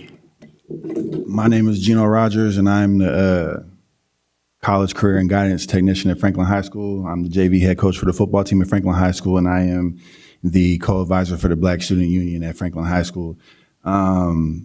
This incident that happened on Friday at the middle school, that region for years has been known to discriminate against Black students. I had 2 cousins that went to that school, and they told me the experiences that they've had, and I believe everything they say, because I once upon a time was a student in this district at Laguna Creek High School. And those of you who have been on the board for a long time, you remember back in the 03-04 school year, there was a Columbine planned shooting to happen against Black students at Laguna Creek. And I was a Black student at Laguna Creek, as I am now a Black educator. And nothing was done after the police caught these 3 men. There was no counselors to come to the school to talk to us, the Black students. Our concerns were just swept underneath the rug. And it's 20 years later, as I'm an adult and I'm growing into my manhood, that the same things that were underlining 20, 22 years ago is still prevalent right now. And it's hard for me to tell my students, to tell my Black students at Franklin High School that this district cares about them when continuously over the course of years, there is racist things that happen to Black staff, Black students, and nothing is done about it. This is something that, is pending review. What is there to review? This is a derogatory papers that were put out to students. How is this even allowed? It goes beyond me. The thing is that something needs to be done, because there's always a whole lot of talk about, we support the Black students and the Black families of the district, but there's never any action. And as an educator, how am I supposed to tell my BSU and the Black students at the school that they're protected when they're not? So something needs to be done, and it needs to happen soon, because everybody cares about all the rest of the stuff going on. The Black students need to be heard as well, and enough is enough. Thank you. Next. Sorry, cannot pronounce this name, but it's spelled FXXI. Thank you, sir. Followed by Lorraine Pryor.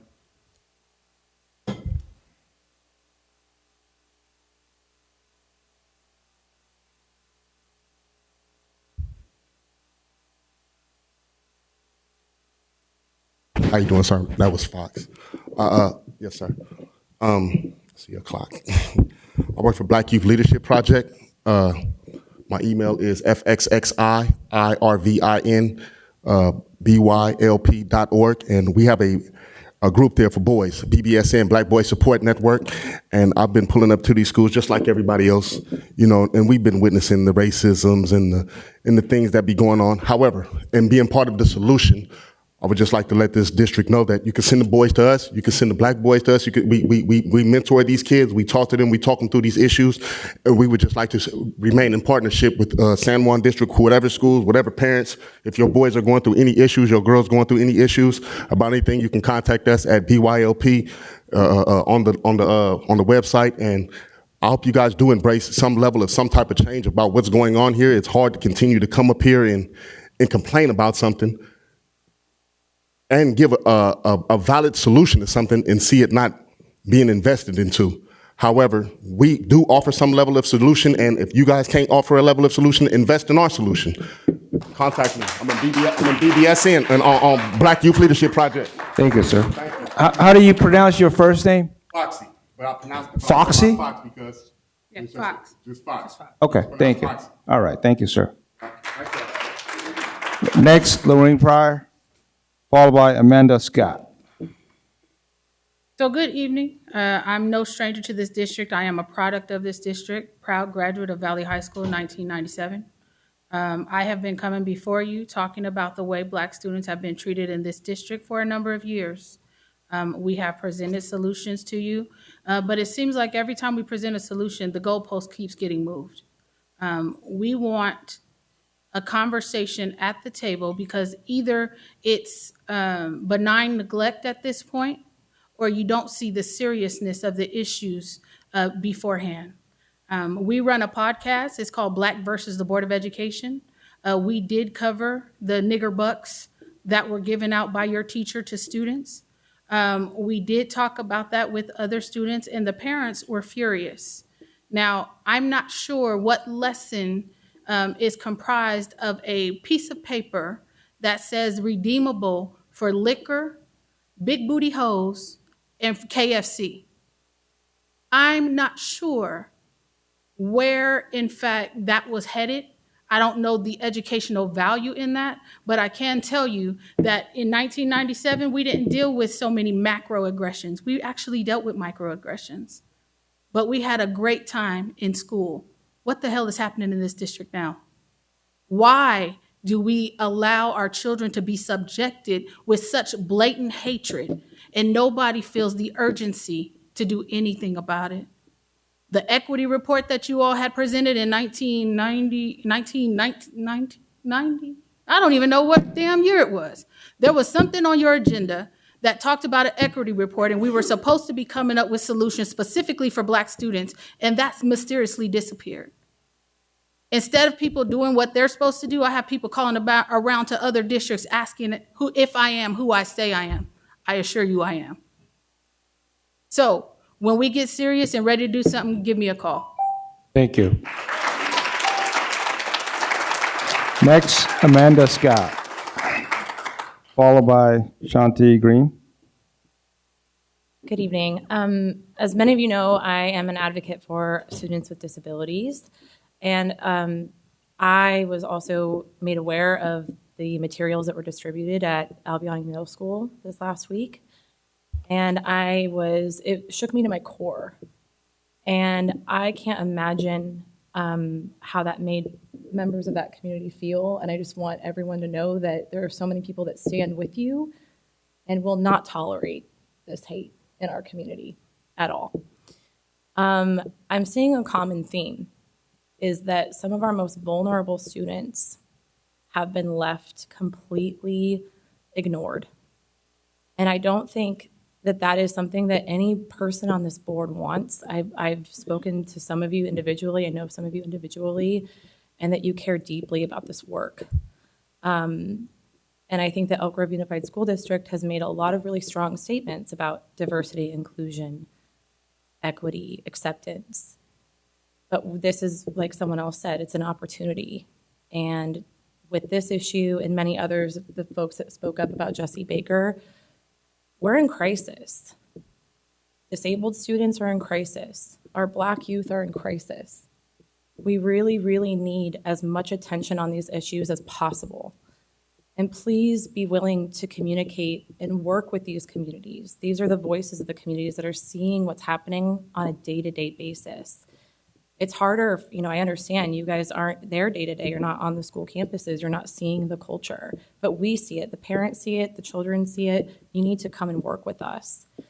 So please, when members of this community are coming and asking for, or calling on you to come to the table. Thank you. Thank you. Up next, Shanti Green. If I mispronounce your name, please correct me. Sheree Green. Thank you. I am here to share my feelings and concerns regarding the nigger buck lesson taught at Albion Middle School. When I heard about this lesson yesterday, I was shocked, speechless, angry, and hurt. Not just for myself, but for the students and community who were traumatized by such a lesson. A simple second thought on this lesson and how it impacts students is all that was needed. To confirm, I ChatGPT'd it, nigger buck, and this is what came back. This content may violate our usage policies. Then I asked, teaching about nigger buck in middle school, and this came back. It's important to approach teaching sensitive topics with respect, care, and an awareness of the impact on students. Using derogatory language or showing inappropriate or offensive imagery, especially in a school setting, is generally harmful and not conducive to a positive learning environment. Teachers should be aimed to foster understanding, empathy, and inclusivity when addressing sensitive issues. If the goal is to discuss historical or cultural topics involving race, it's crucial to do so in a respectful and educational way, focusing on promoting understanding and critical thinking. Always strive for creating a safe and respectful environment for all students. If you have any specific goals or topics in mind, feel free to share, and I can help guide the discussion in a positive direction. As educators, we have all types of resources at our fingertips. We are provided with a plethora of professional development opportunities. There is no excuse for this lesson. We have to be better for our Black students, for all of our students, and for our community now and in the future. If you have not, please review and study the State of Black Education California Report, 70 years after Brown v. Board of Education 2024, published by the ACLU Cal Action. It is consistent, unchecked moments of trauma and disconnect like this lesson that our Black students remain in danger in public schools.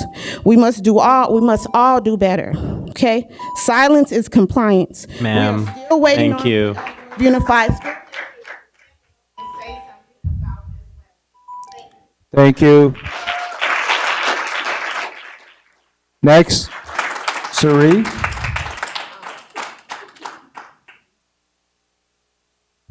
Sari.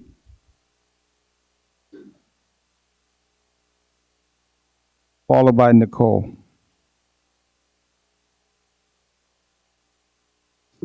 My name is Survey. I have 2 kids in the district. One goes to CAMS.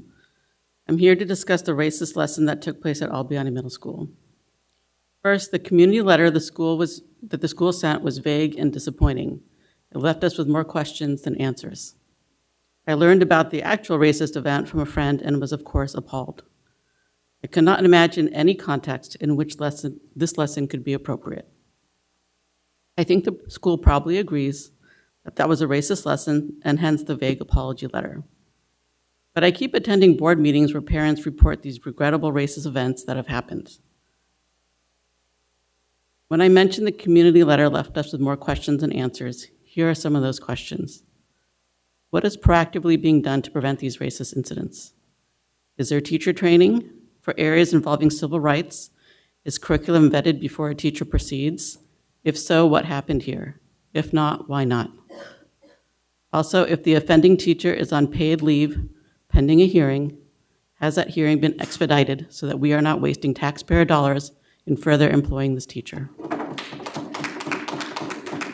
Is there an anti-racism committee or commission that is addressing systematic racism in the district? If not, why not? Because we keep coming to the board meetings for these kind of issues.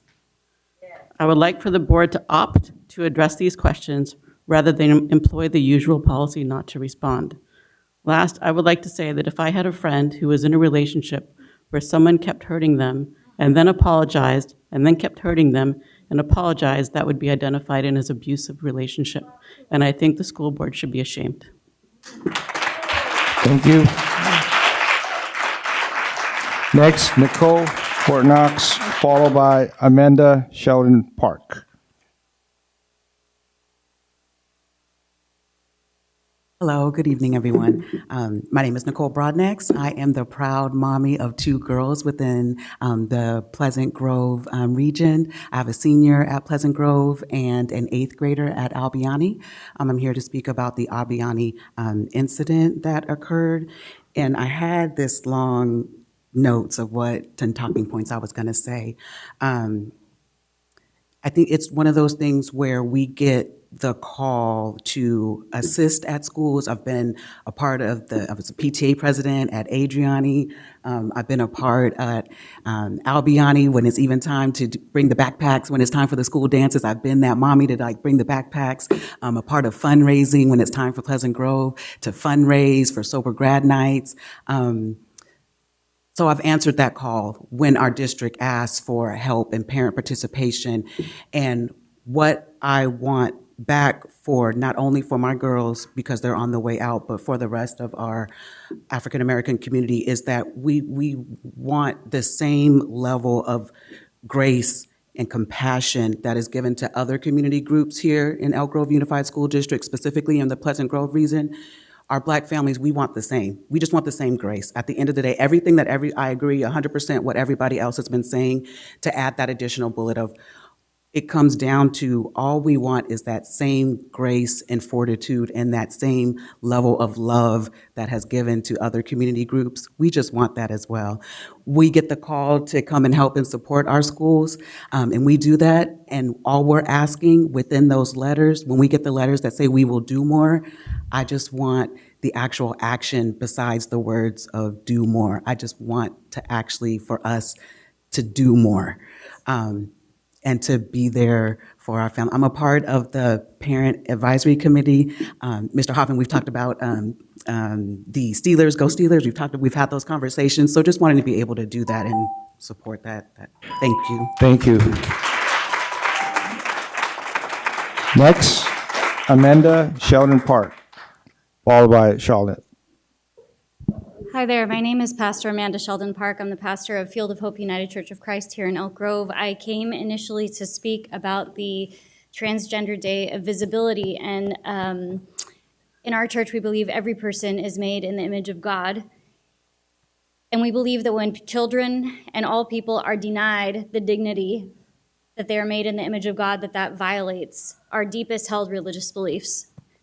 I have a wonderful babysitter for my 2 children who came out to me as trans after a few months of babysitting. And I didn't think twice about saying, is it okay for me to talk to your parents about this? Because I didn't want to put them in a position of being unsafe at home.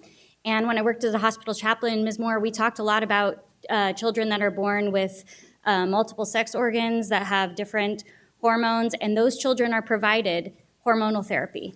And it's not unsafe for them. It seems to just be unsafe when adults don't like the decision that's being made. So that's not a medical perspective. I also, as I was waiting, I have 2 biracial children that will be in this district at some point, and I share my horror at what I've heard tonight. And what I hear both in the comments about transgender children and what is happening with Black people in general, not just kids, in Elk Grove, is a matter of trust. Do we trust people when they tell us what's happening to them?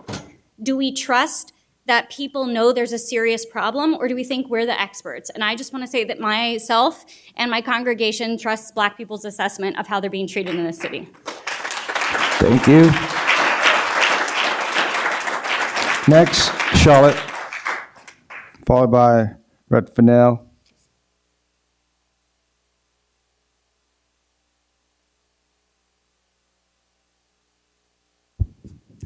Wow, I think the district needs to be working on something. So I came across this newsletter. I'm sure everybody receives it in their mail. And wow, the first page is Elk Grove Youth Speak Up. What do you know? It says the Elk Grove Commission recently wrapped up its youth needs assessment, and the results are in. Input from 447 middle and high school students offered valuable insights about the issues that matter most to Elk Grove youth. The Elk Grove Youth Commission will use feedback to shape future events and programs. So, wow, their top concerns, mental health. Second one, drug prevention. Third one, bullying. Wow. And other concerns, student voice concerns about racism, violence, safety, and sexual abuse and harassment. They expressed a desire to learn more about job opportunities, education, and underage drinking and driving. Wow, these are your youth that are complaining about this. And I don't believe you all are inclusive to all. Inclusive means all, everybody. And I think you all need to read this and listen to the students that are out there. Thank you. Thank you. Last, Miss Fennell.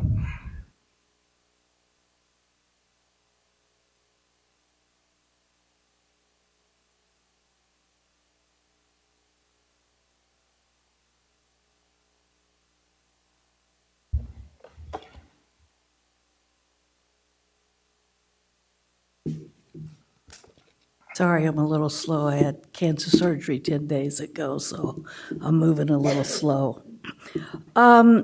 Once again, I'm back here talking about bullying. It has not changed. The grade school still is bullying, nothing's happening, and I see it every day.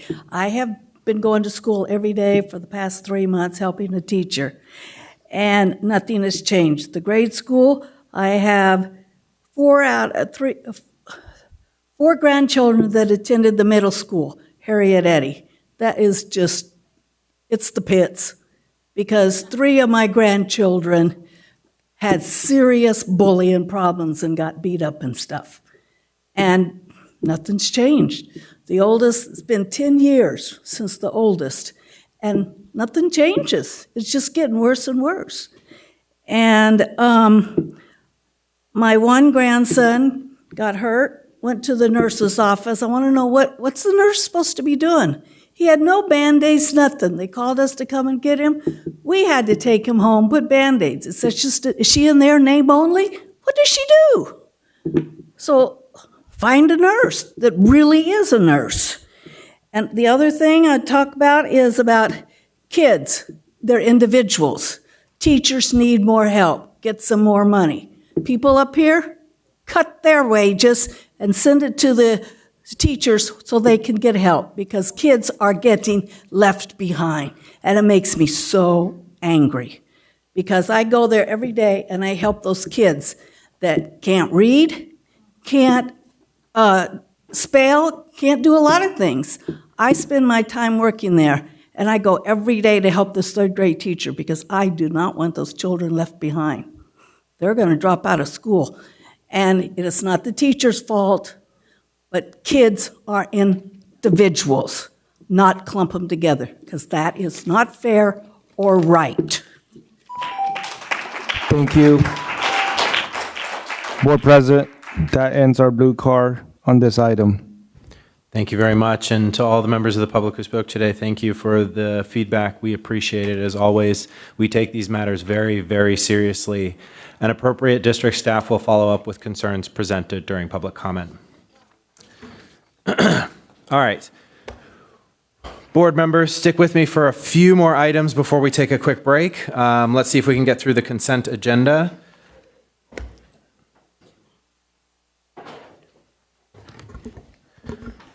Mr. Yang, do we have any blue cards on the consent agenda?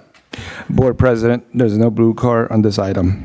Thank you very much. Would any board members like to pull an item from the consent agenda? Sounds good. Then I will entertain a motion to approve items 1 through 20 on the consent agenda. So moved. Moved by Mr. Yang, seconded by Ms. Albiani. All those in favor, please say aye. Aye. Any opposed? Motion carries unanimously. Let's see if we can get through bargaining units. Would any bargaining units like to speak to the board? Seeing none. All right, then board members, before we get into reports and discussion, let's take a quick 5-10 minute break, and we will be back at 8:10.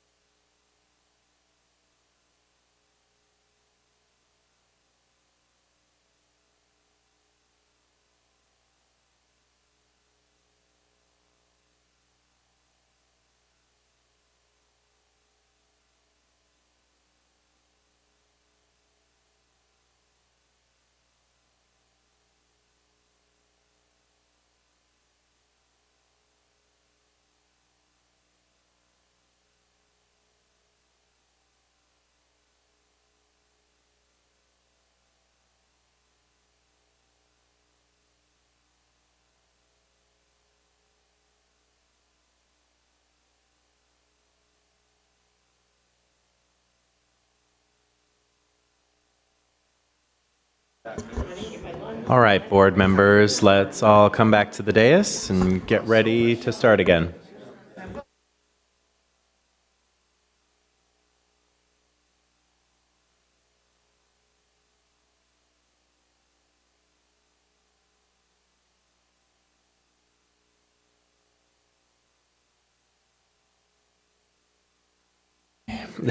I'll catch up.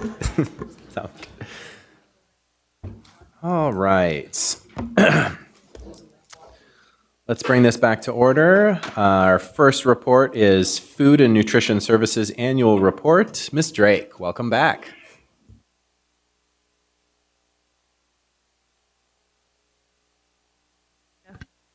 Good. All right. So, President Vargas, board members, I look at Mr. Hoffman and go, wait, who am I supposed to say next? Superintendent Hoffman, Ms. Avalos, and members of the public. I'm Michelle Drake, and I'm here to give you the annual update for Food and Nutrition Services. So, just the clicker, we'll do this. So, Food and Nutrition Services falls under the district's strategic goal of wellness as we help build healthy bodies. We in our department have our own strategic goals so that we can provide fresh quality meals to help our students achieve. First, we're focused on freshly prepared scratch cooking by incorporating locally grown ingredients and developing culturally responsive, student-friendly recipes. In order for us to freshly prepare meals, we need to have staff that are able to do so. So we are focused on increasing skill sets and then also creating opportunities of professional development for our staff. And then obviously, in order to move us forward, we have to have the facilities and the equipment to do all of that. And so we've been focused on modernizing our facilities and upgrading our equipment. We currently operate 4 federally funded meal programs: the National School Lunch Program, the School Breakfast Program, the Seamless Summer Option, and our Child and Adult Care Food Program. All of these are reimbursable programs under the United States Department of Ag or USDA. In the 22-23 school year, the California legislators created AB 130, which is also known as the California Universal Meal Program. What this program does is allows us to provide free meals to all students in our district, but we're required to also offer breakfast and lunch. This program, in order to get that state reimbursement, we have to follow all of the requirements of the federal meal program, and we have to maximize federal funding by utilizing a provision. In our district, we follow community eligibility, which is also known as CEP. You may ask, why is it important for us to provide free meals to all children? There's a number of reasons. One, it ends the stigma of free or reduced status. It provides access to and increased consumption of nutrient-dense foods that many families cannot afford to purchase. It helps reduce food insecurity and extend a family's budget. As we all know, in the state of California, it costs more for us to live, but yet we are held by the same eligibility standards as all other states. So many families here in California that may be food insecure or have a strained budget may not receive free meals. Uh-oh, did I do something? Okay. May not be eligible simply because... The internet is down. Say that again. It looks like the internet's down, but I can continue? we've still got Okay. it, so please Okay. continue. And so the other piece to that is unpaid. There's no unpaid meal debt when all children have meals for free. That brings us to our total meal counts. We finally broke 9 million meals. In the 23-24 school year, we served 9.3 million meals. The reason I get so excited about that is prior to COVID, we were stagnant at like 8.2 million, 8.3 million. And so since we've returned from COVID, we've increased by 1 million meals. So I'm very proud of that. We are projected for 24-25 to break 9.5 million meals. And so for all the new board members, I just wanted to highlight that there's asterisks on 2021 and 21-22 because we were operating under COVID protocols and we had a number of waivers from the federal government. And so our meal counts are just tracked a little bit differently then. And we also had, like, for instance, if you look at 2021, you'll notice that breakfast and lunch are almost identical. I mean, they're very, very similar. And that's because at some parts of that year, we were sending breakfast and lunch home with students. So they were getting both, whereas once they're in person, they don't always come and consume both. So you can just see that. Sometimes it's hard to kind of understand what 9.3 million meals looks like. And so I wanted to kind of share it in a different breakdown. Every day we serve about 47,000 meals. That's breakfast, lunch, snack, and supper. And this is the participation percentage that we serve. So at our elementary schools, we serve about 20% of our attending students breakfast and 67% of them lunch. At middle school, we serve 17% breakfast and 59% lunch, and at high school, 17% breakfast and 51%. So we do know there is still room for opportunity at every level, and as we continue to provide free meals, we're working on ways to increase those percentages, but I will say they're pretty good for the industry average. We're doing pretty well. How are we doing that? So we are focused on freshly prepared, scratch cooked. At our high school or our middle schools, we have kitchens that allow us to do that on site. We have what we call cooking kitchens. So we focus on scratch cooking and freshly prepared items on the campus. Our elementary sites, when the district determined in the early 90s to build a central kitchen, it was so that we could minimize the footprint of our elementary kitchens, and we could do the majority of the scratch cooking from the central kitchen. So currently we do not have cooking kitchens. Basically what happens is we prepare food at the central kitchen, it gets moved to the school sites, they heat it there and then serve to students. But a big part of making sure that everyone or all of our students have a freshly prepared meal is that, one, we want to have choice. We want to offer enough items that a child will find something that they would like to consume. At elementary, we offer 4 choices daily, one of them a plant-based item to meet other dietary needs. And at secondary, we're anywhere from 12 to 15 entree choices daily. We feel that we need to have a diverse menu for, as it's been said a number of times tonight, we have an extremely diverse school district. And so creating diverse recipes that children want to consume is very important to us. And then we live in California and we have a great abundance of agriculture. So making sure we're offering a rainbow and a large variety of fresh fruits and vegetables. So at our central kitchen, we have a full industrial-sized central kitchen, and if you haven't had an opportunity to come visit, please do. There are 3 pictures I'll show here. The first is of our cook-chill facility. What that is 3 200-gallon kettles where we make sauces, baked beans, refried beans, pasta. What you see here in the picture is making pasta in a large scale. We have a full bakery. So on the far side, you see muffins. We make muffins, cinnamon rolls, cookies. We cook hoagie rolls. We make dinner rolls, pizza toppers, you name it. We fresh bake it. And then in the middle, that picture signifies both our cold food and our packaging environment. Our cold food environment brings in items like the zucchini there that they slice. So we bring that in whole from the farm. They slice it. It moves over to packaging. Packaging then packages it. The tomatoes, local tomatoes, washed locally. Washed in cold food. And then they go to packaging, packaged. We throw a little tahini in to kind of appetize that zucchini and tomato. And then off it goes to the school site. I wanted to show a quick video. I promise it's very quick. Let's see if I can get it to work.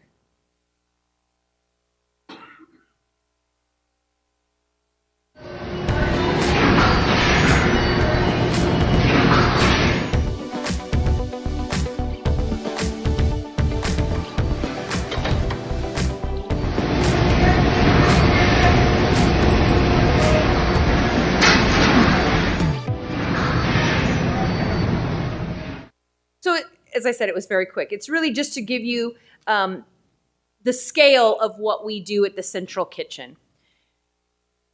So with that, we talked about produces. We have a very strong farm to school program in our district. We use a 4-tiered approach. Number 1 is hyperlocal, within 25 miles of our school district. The second layer is 100 to 150 miles. Third layer is 250 to 300 miles, and then fourth is the state of California. We do try to procure as much produce from California as possible, and we have started to go into other ingredients, not just produce. With that, we have started to track very closely our produce. So from July to December of 2024, 72% of our produce purchases were from here in California. I'm always very excited to talk about our CDFA grant. It is what keeps me going, is the fun parts of my job. And the CDFA grant is a grant that helps support local. If you see the bottom picture at the bottom where it has that sticker of lettuce, we have students in the Ag Academy at Florin High School who grow lettuce at different times throughout the year for our students at Florin. The sticker was created, the artwork was created by our students at Florin High. They created posters and information about it. We create and print the sticker, and then every item that has Florin grown lettuce in it gets a sticker that shows that the students at Florin grew the lettuce for that meal. So the other piece that supports, that CDFA grant supports, is local purchases right here in Elk Grove Unified. So we work directly with Davis Ranch in Slough House. We purchased 69,952 pounds of fresh produce directly from within our district boundaries. You can see the picture of the cucumbers there. That's how they come in from the farm to our central kitchen. We wash, slice, and then send them out in salads and as a vegetable option. This last year, from July to the end of October, we purchased 55,000 pounds of watermelon, 5,100 pounds of cucumbers, 5,400 pounds of zucchini, and 4,200 pounds of cantaloupe, all from Davis Ranch that went to the students in our district. We also receive funds from USDA under Local Foods for Schools and School Food Best Practices, which is California funds to continue to help our farmers. We've also started to expand. All of our rice that we use is brown rice from the Sacramento region, and the past 2 years have had beef that has been raised in Northern California. So our Farm to School program continues to grow. Along with our Farm to School, we're very proud of our nutrition education programs. In our district, we provide opportunities for nutrition education from 1st to 6th grade with SHAPE teachers. SHAPE teachers are teachers who have decided that they want to incorporate nutrition education curriculum into their lessons. We currently have 404 elementary teachers in the district, which reaches about 10,000 students. I have to thank the board for your continued support in providing the funds to support the transportation of these students onto field trips. I was very excited this afternoon when I was standing over there during the Elk Grove area presentation. I think 3 schools talked about the field trip coming to the nutrition center. So it does make an impact, especially when it's harder to get on field trips, to be able to come and do one of the nutrition services field trips. 1st and 3rd graders come to the central kitchen. They get a tour of the central kitchen. They get a nutrition lesson, and they get to taste test foods that we're looking to put on our menu. 2nd grade gets a school site tour at their own school site, how food gets made at their site and how it gets distributed, and a taste test. 4th graders we send to a farm tour. 5th graders get to go to the grocery store and learn how to walk a grocery store without just going straight to Captain Crunch. And then 6th graders get to go to the Elk Grove Food Bank to see community and the importance of food in our community and to learn about food scarcity and insecurity. We also have other opportunities for nutrition education where we do Harvest of the Month. We have teachers throughout the district who get samples each month of a harvest that we bring in. They either get a taste test or they get to make a recipe out of. And then there's quite a few schools in the district that 6th graders get to participate in Junior Chef, where they actually do hands-on knife skills and cooking. And that recipe they can go home and cook with mom and dad or parents and family. That brings us to federal programs. So in order to do all of this, we have to meet federal guidelines. All of our meals have to be whole grain. We are required to have fruit and vegetables on our menus, and in order for a meal to be reimbursable, a child must take a half a cup of fruit or vegetable. In the vegetable arena, we have to meet subgroups throughout the week. We monitor calories, saturated fats, and sodium, and I will tell you, when I talk to students, the biggest feedback I get is we need more salt. I always have to tell them I can't give you more salt, and it's going to get even less soon. The new requirements, USDA is going to start implementing sugar requirements. In July of this year, we will have to meet the high sugar products.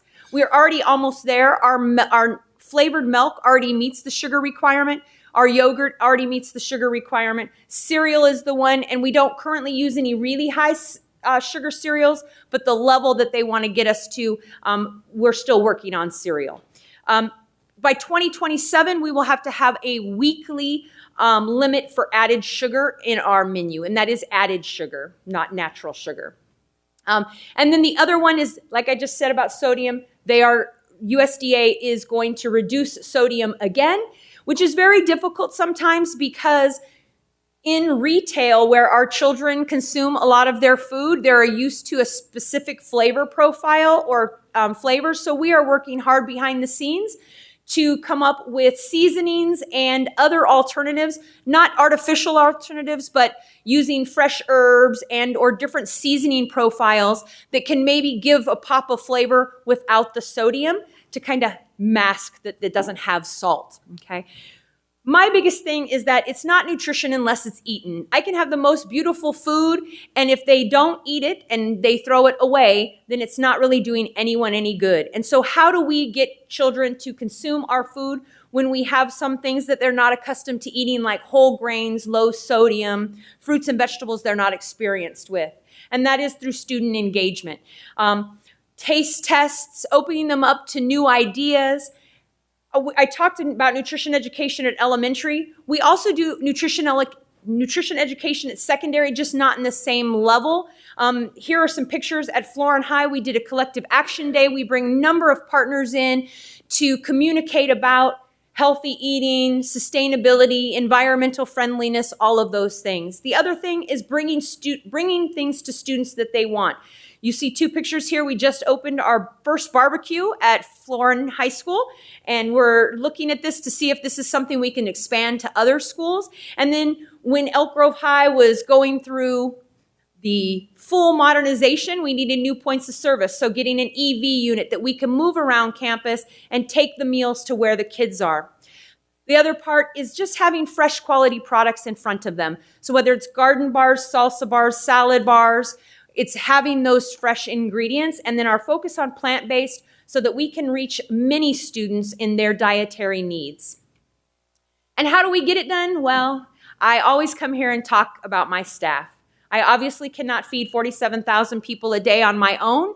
It is all to my staff. I have an entire team of school lunch heroes, and they are the ones on the front lines who go every morning early in the morning to make sure breakfast is ready for all the students who are coming through and who work all during the day in hot environments to make sure that lunch is ready or supper is ready for the students when they come through. A little bit about labor and how labor works in school food service. So all of the labor and benefit costs are paid for out of the cafeteria fund, which is also referred to as Fund 13, and those are restricted dollars that can only be used for school food service.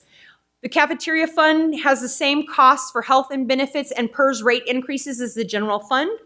And our big focus right now is building staff capacity and addressing staffing needs as we see an increase in meal counts. We want to make sure that we can continue to move fresh scratch cooking forward, but we need to make sure that we're training our staff, we have the right number of staff, and still make sure that we are paying close attention to cost. We look at all of our positions as they open up.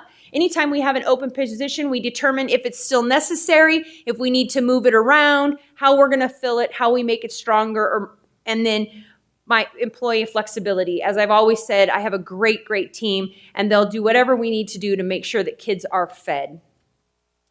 A couple other things. I talked about one of our other strategic goals is we need to move our department forward into the next 30 years. Our central kitchen opened in 95, I'm sorry, so we're at the 30-year mark, and I need to make sure it works for the next 30 years as we start adding more schools on.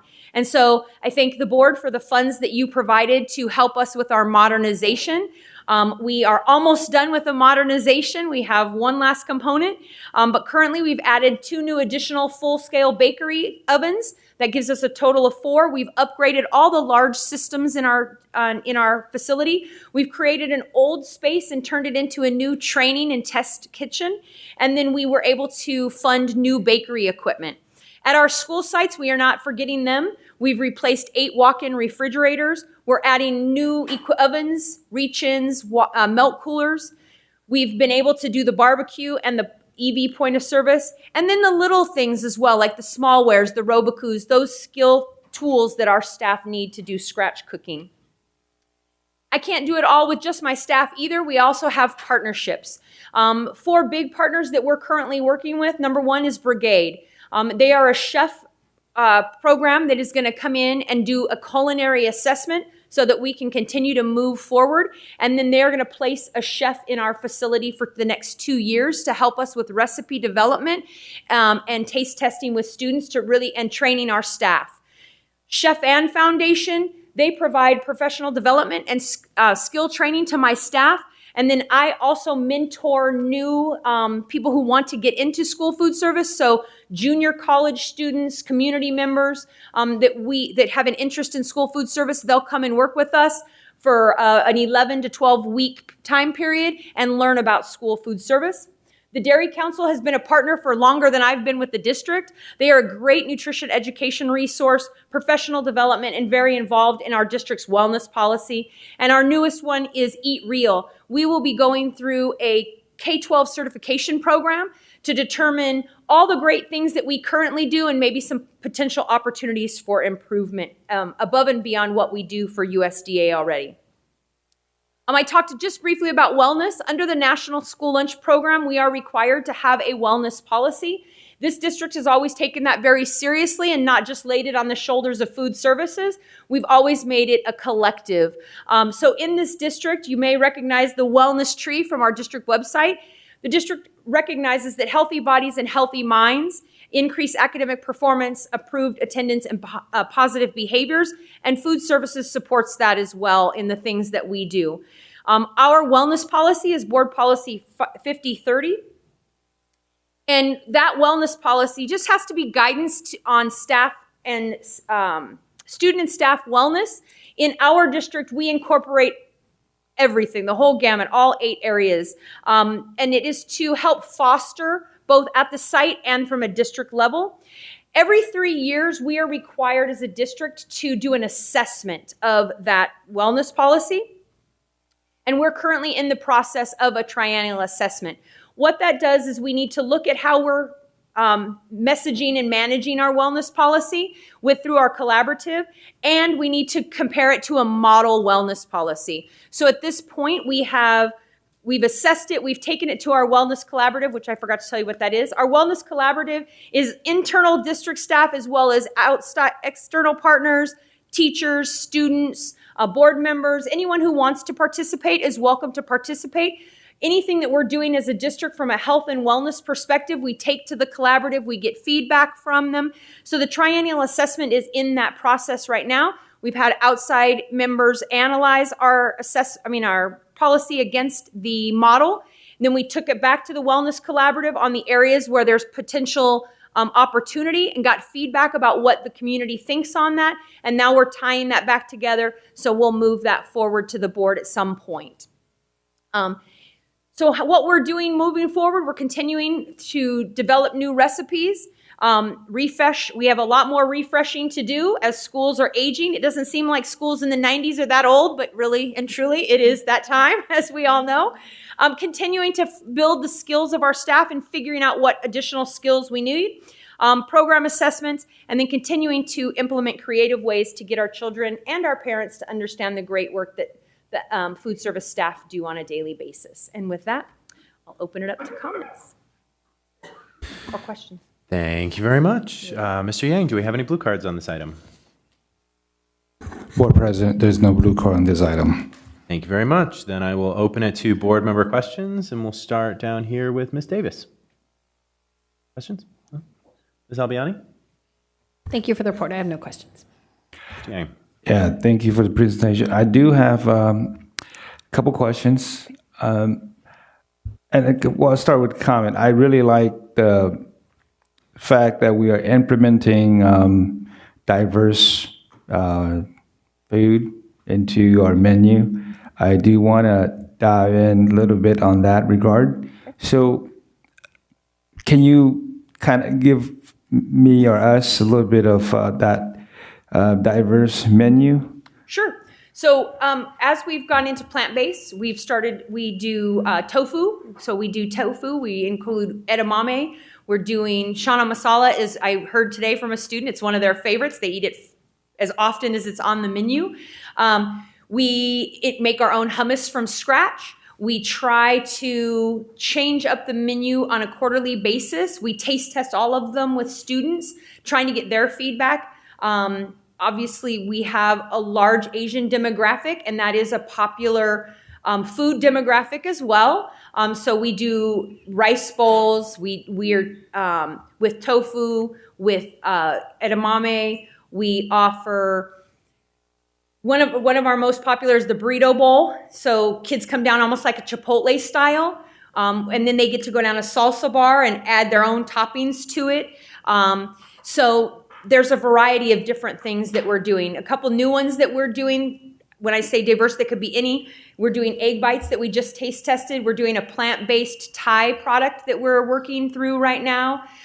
We tasted it with the Superintendent Student Advisory, I think it was about a week ago, and it's completely plant-based. And then the newest pizza. So I know Superintendent Hoffman got to taste our barbecue pizza that we did last. We're changing it. We're going to now have hot honey Hawaiian. So it'll be ham and pineapple with a hot honey drizzle on it. So we are constantly trying to find that flavor profile that's popular in the retail marketplace and then do it in a healthier, more nutritional dense, or nutrient dense, more nutrient dense, so they don't know they're getting. So like all the whole grains, they don't realize that all of our rice is brown rice. Well, they may, because sometimes they tell us it's a different taste. So we try to educate that because most families aren't eating brown rice at home. They're not eating whole grain tortillas. They're not always eating whole wheat breads. And so we're trying to educate that piece as well. So. Yeah, I appreciate that. I just want to throw, I'm not an expert, but just coming back from Thailand and ate a whole bunch of food there. The most popular dish was compound. Okay. I will write it down. Stir fry with rice. And it's like, doesn't matter where you go, that dish is always there. And I think with the diverse student population here, I think they would love that. Yep. So, but I appreciate the increase of diverse food on our menu. Appreciate it. Thank you. Mm-hmm. Thank you. Ms. Chen. I have no questions, just thank you for showing all the incredible work that Food and Nutrition Services does. I was at the taste test last week, and I remember the elementary field trips to the factory and the grocery store, and they were great experiences, so I'm glad that we're still doing that. And yeah, thank you so much. Thank you. Ms. Ballerini. Michelle, I just want to say, I never got to say thank you for all the hard work that you did during the pandemic. Oh, you're welcome. Your team was phenomenal. You were out there, smoke, fires, everything. I'm like, oh my goodness. And as president of the union before, and I'm sure Diane can attest, you are so good at your point this and point that and making a full FTE any chance you could get. And I just think that's wonderful. And I do have a question. If there's teachers out there listening that want to get involved with the SHAPE program, how do they sign up for that? We send out information during probably towards the end of the school year. Okay. So there are orientations that they need to attend if they're interested. And then from there, if they're a new teacher, once they do the orientation, then they come in to do a class and we go from there. Okay. If they really want to know, they can reach out to me and I'll direct them. All right. And for the field trips, you were saying specific age levels or grade levels, actually. What if you're pretty sure that a certain school's not doing them on like the years you're saying? How can I get that started? We have a good participation rate on field trips, but if there was a concern, like I'll use fourth grade for right now, the farm that we were using for fourth grade, we've had to hold because the federal funding got pulled with the recent administration, and so that farm is not getting their grant funding, and so we can't send students there because they can't pay staff to do them. So when things like that happen, we'll work through and try to find a new alternative option for them. We've had a couple of times where that kind of stuff has happened. If it's just that a school doesn't have a high participation rate, we could reach out to that school and see if there's teachers who just, we get busy every day and that isn't a priority, that we can help make it a priority. Or the board member could go and ask the question. Yeah. That's maybe what will happen. But the farm, when I went on that field trip, and that was a really great field trip. I learned a lot. Yep. Just craziness. It was great, and they had not only it was a dairy farm, but it was also they were growing all kinds of vegetables and fruits and stuff. And it was interesting because there were a lot of retired teachers that actually worked the farm. I recognized a few of them, one from Franklin and a couple other schools. It was interesting. I'm like, I know you. Is that the one on Franklin Boulevard? Yeah. So that's a little bit of a different one. I don't want to confuse that they have funding, but that is a great tour, not through food services, but yes. Oh, so that's not through food services. No, that one is not. We go to Fiery Ginger Farms, but that is a great tour. They can't accommodate us. We're too big. They were having troubles with the buses and stuff, too. Well, they're very limited on their docents and how much they can do. We have partnered with them to try and get field trips to there for food and nutrition services, but we have too many teachers to send through, and they can't accommodate. But we'll continue to work on that one because that is a great field trip as well. Okay. All right. Yep. And last one, you converted the cafe at Gerber to do test kitchen. What's happening with our cafe? I don't have an answer for that right now. Do you have, has any discussion happened that any ideas about it? We're still in conversation as to the use of the facility. Okay. I get it. Okay. All right. I just was wondering. Yeah. And I miss Nina. So there's that. We all do.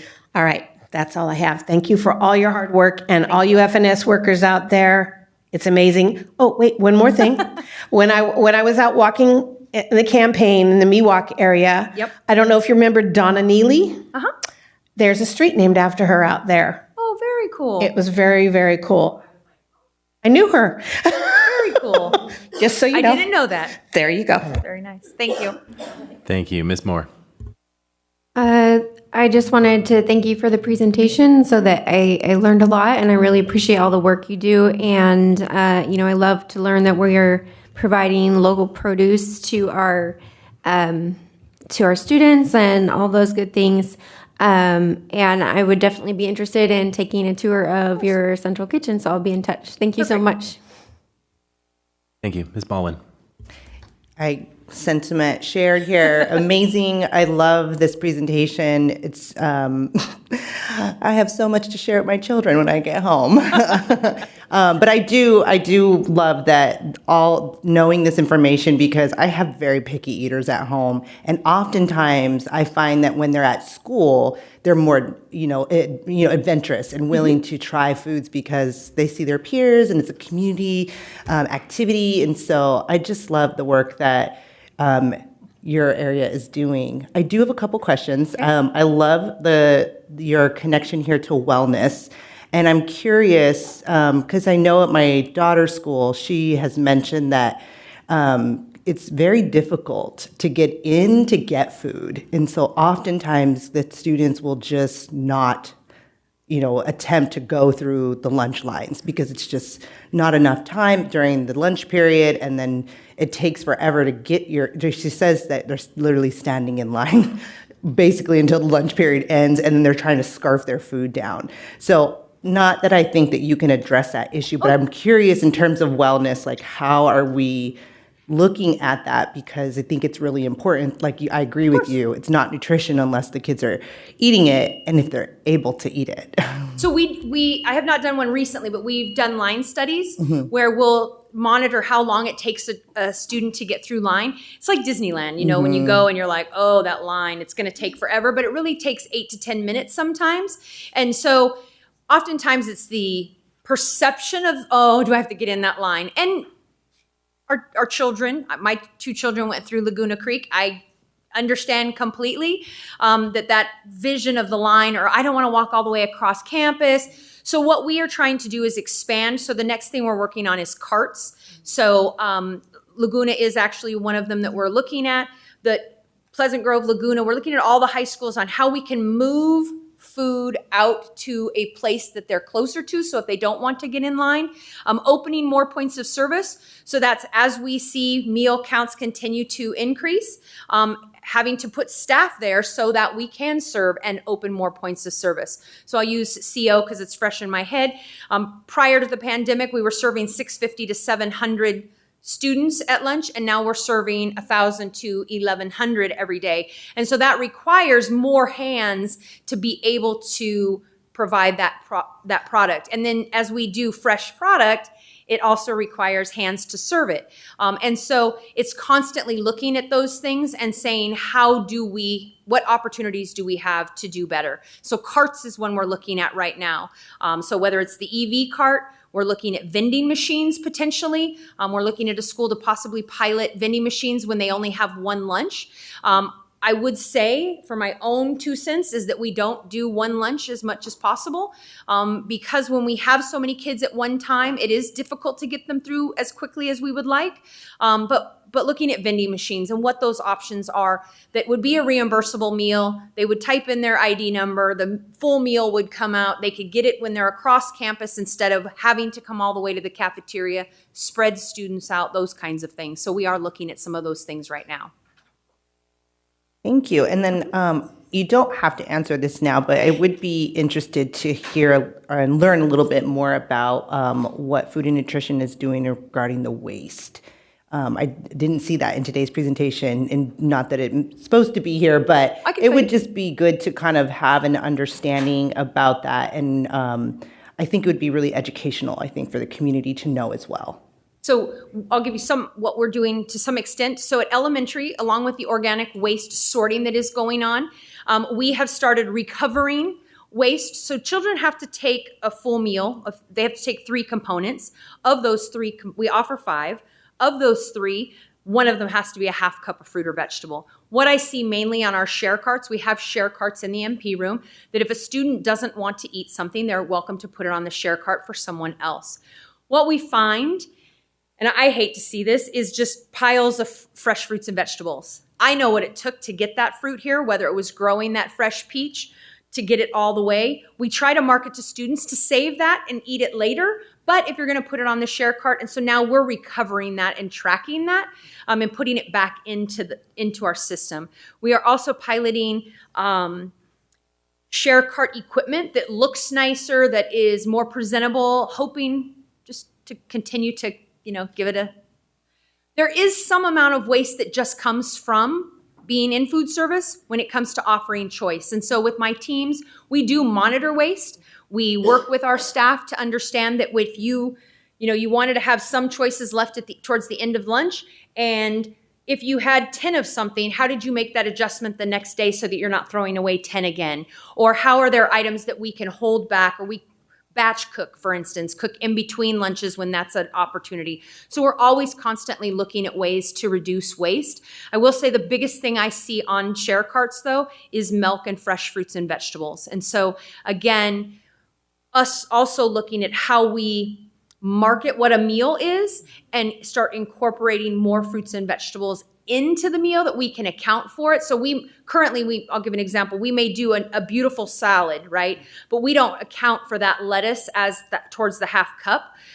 We have them take the salad and then take another, because it's better for our cashiers, but it might be that we start counting things like that so they don't have to take another fruit and vegetable, and that doesn't end up as waste. So we are constantly looking at ways to improve waste. We do know that's an issue. Thank you very much. I have nothing to add. I appreciate it as always. All right. Have a great evening. All right, next up is our facilities planning and operational update. Dr. Coates. All right, well, good evening. Before I get started, I just want to say Michelle Drake is known as the OG in Northern California for food services, and that is why. Districts seek her out for information, how she processes it, not just for the technical skills that she has running a central kitchen or food service program, but just the natural leadership style that she has. So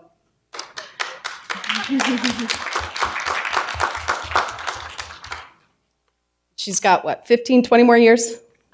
30. Gotcha. Almost 24 in, so you do that. Yeah. Well, we have another exciting presentation, facilities, planning, operational update tonight. Sue Bell, our Chief Facilities Officer, unfortunately could not be with us tonight. However, we do have Hannah Dayton. You've seen her once before. She is our relatively new Director of Planning, so I wanted to officially introduce her. We also have Bill Harton, who's hiding in the back in a suit, by the way. And so this is a different facilities presentation than we've done in the past. Typically, we talked strictly about facilities and projects, but we wanted to share a little bit about first facilities and then also the maintenance of those facilities. And so those two things work really closely together, but they're not exactly the same thing. And then we're going to cap off this presentation with our financial advisors. We've got Keith Weaver and Lori Ranieri in the back. They're going to come up here towards the end and talk to us all about Measure N. So we'll go ahead and get started. So school facilities and school maintenance, what it takes to not just create facilities, but maintain them once we have them, the numerous department partners and agencies. We're going to walk through compliance example, remind everyone of the long-range facility master plan that we went through last year, some key findings from it that are still guiding our work. And then Hannah's going to talk to us about exciting accomplishments for Measure M, which we're still wrapping up in this calendar year. And then summer projects as we look ahead. New development and planning. We do have 4 new schools that we're working on actively in the next 10 years. And then again, we'll have our partners with Government Financial Services up talking about Measure N and what our next steps are. So just really basic, I'm not going to read everything, but what are school facilities? They truly are the infrastructure and spaces that support our education, including all of our buildings, our classrooms, our restrooms, parking lots, playgrounds, etc. They encompass what we call the building envelope, our HVAC, our electrical, our plumbing, and our security, and those really come first. When we do facilities projects, we make sure that we have everything tight on the envelope of the building, the outside of the building, so then we can go in the classrooms and spruce those up. They include planning, construction, renovation of the school buildings. And then maintenance, once those buildings and those spaces are built, then we have maintenance focusing on the upkeep and repair of the school to make sure that they are safe, functional, and clean. They include routine tasks like cleaning, leaks, the HVAC systems, of course, landscaping. And it really is to make sure that we extend the life of any of these facilities for as long as possible. So it's not just these 2 departments that really make everything happen. It is a robust team and everyone's involved. So in Elk Grove, we have facility and planning.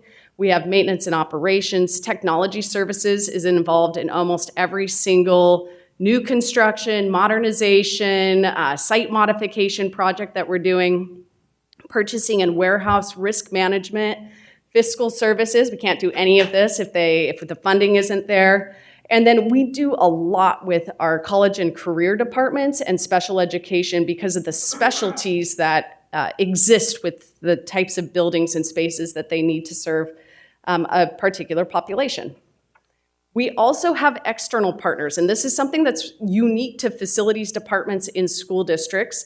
So we have kind of a smaller internal team, but we have a wide group of partners. So legal counsel specific to facilities, financial services, you'll meet this great team tonight, environmental consultants, architects, contractors, engineers, testing labs, inspection services, and hazardous materials.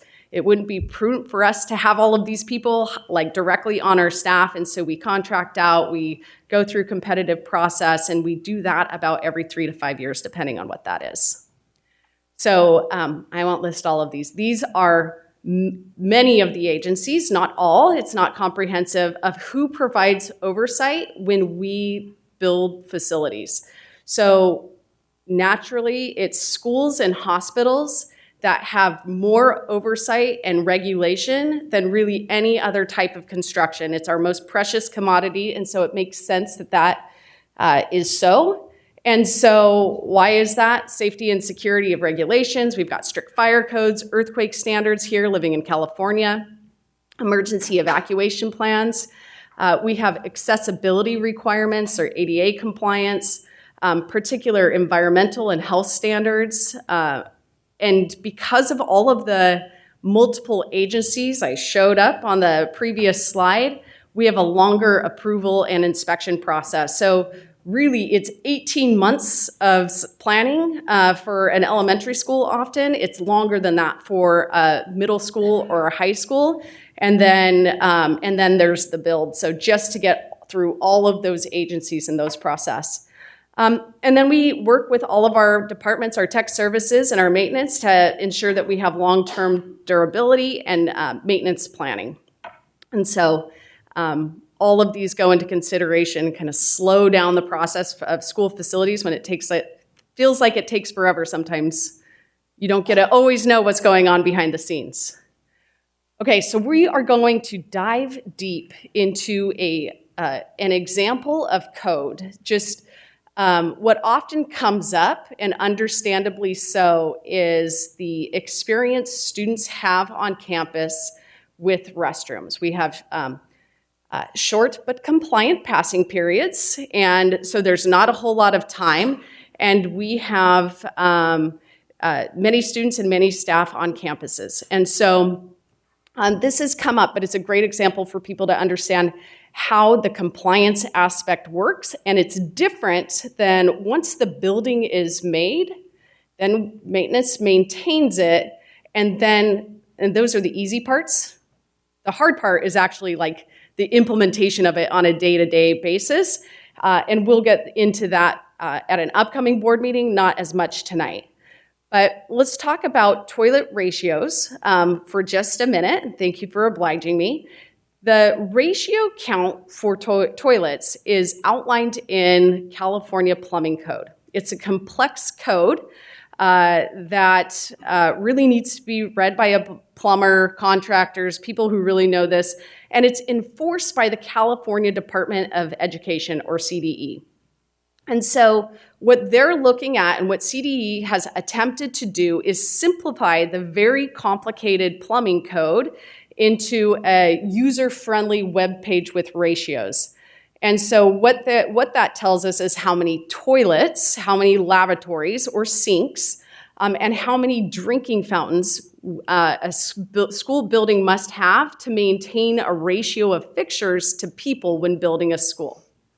And so that is the general kind of rule of like the toilet ratio. A school cannot be built. CDE will not allow us to build a school if we do not meet those ratios outlined in plumbing code. And plumbing code changes over time. So what you're seeing on the slide in the table is the codes that are incorporating 2013, 16, and 19 editions. But you can see in the top right corner, 2022 is also there. So we can't change the ratio every single time the plumbing code is updated, and so schools are examined based on the code at the time the school was built. So you can see the ratios for toilets and urinals, so those get combined for males, and then you can see for females. So California Code of Regulations, Title V, a different code, actually requires toilets for our youngest students, kindergarten students, be provided either in the classroom or within the complex for the line of vision when you're supervising. And they should be mounted at a varying height that's appropriate for student use. So just big picture, there's a lot of codes and compliance that come into how do bathrooms get situated in a school, and we have to look at the size of the bodies from high school to our youngest learners on campus, our preschoolers, and our transitional kindergarten students.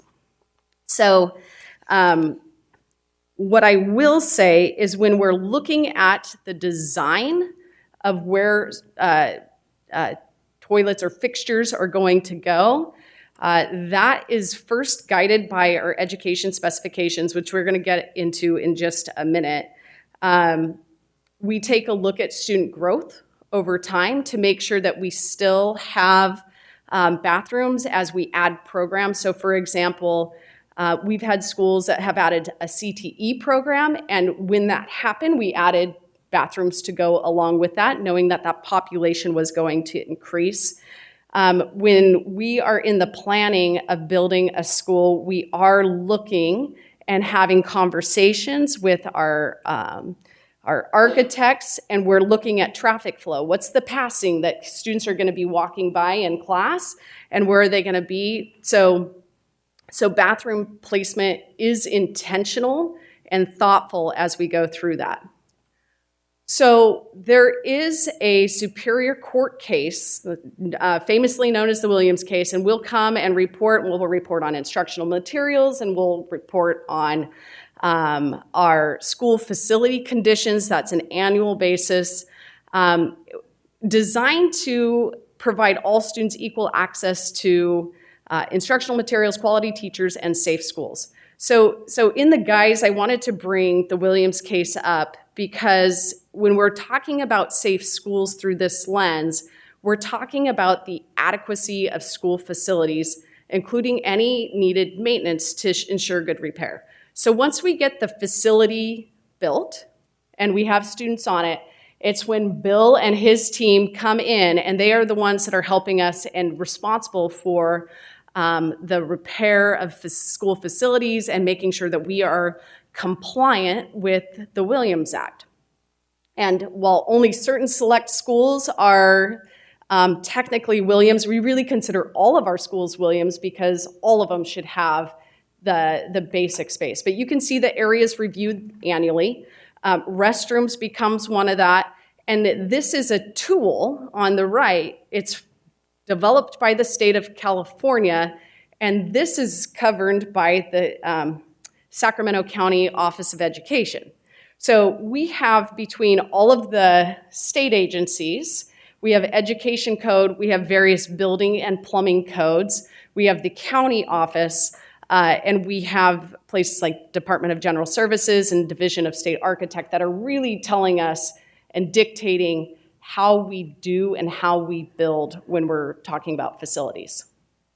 So continuing on with the Williams example, part of the FIT, the facility inspection tool developed again by the state of California, you can see on the right with those bullets, the examples of compliance from their form say, okay, restrooms are maintained and cleaned regularly, they're fully operational, restrooms are stocked with toilet paper, menstrual products, soap, and paper towels, and that they're open during school hours. So we do have assembly bills and Senate bills that, that dictate and require that we are stocking menstrual products in all of our bathrooms. And so the team, as these have come into law, has made sure that in our bathrooms, and we're human, right? So we're not perfect, but we have put processes and protocols in place to make sure that we're compliant with any law or code.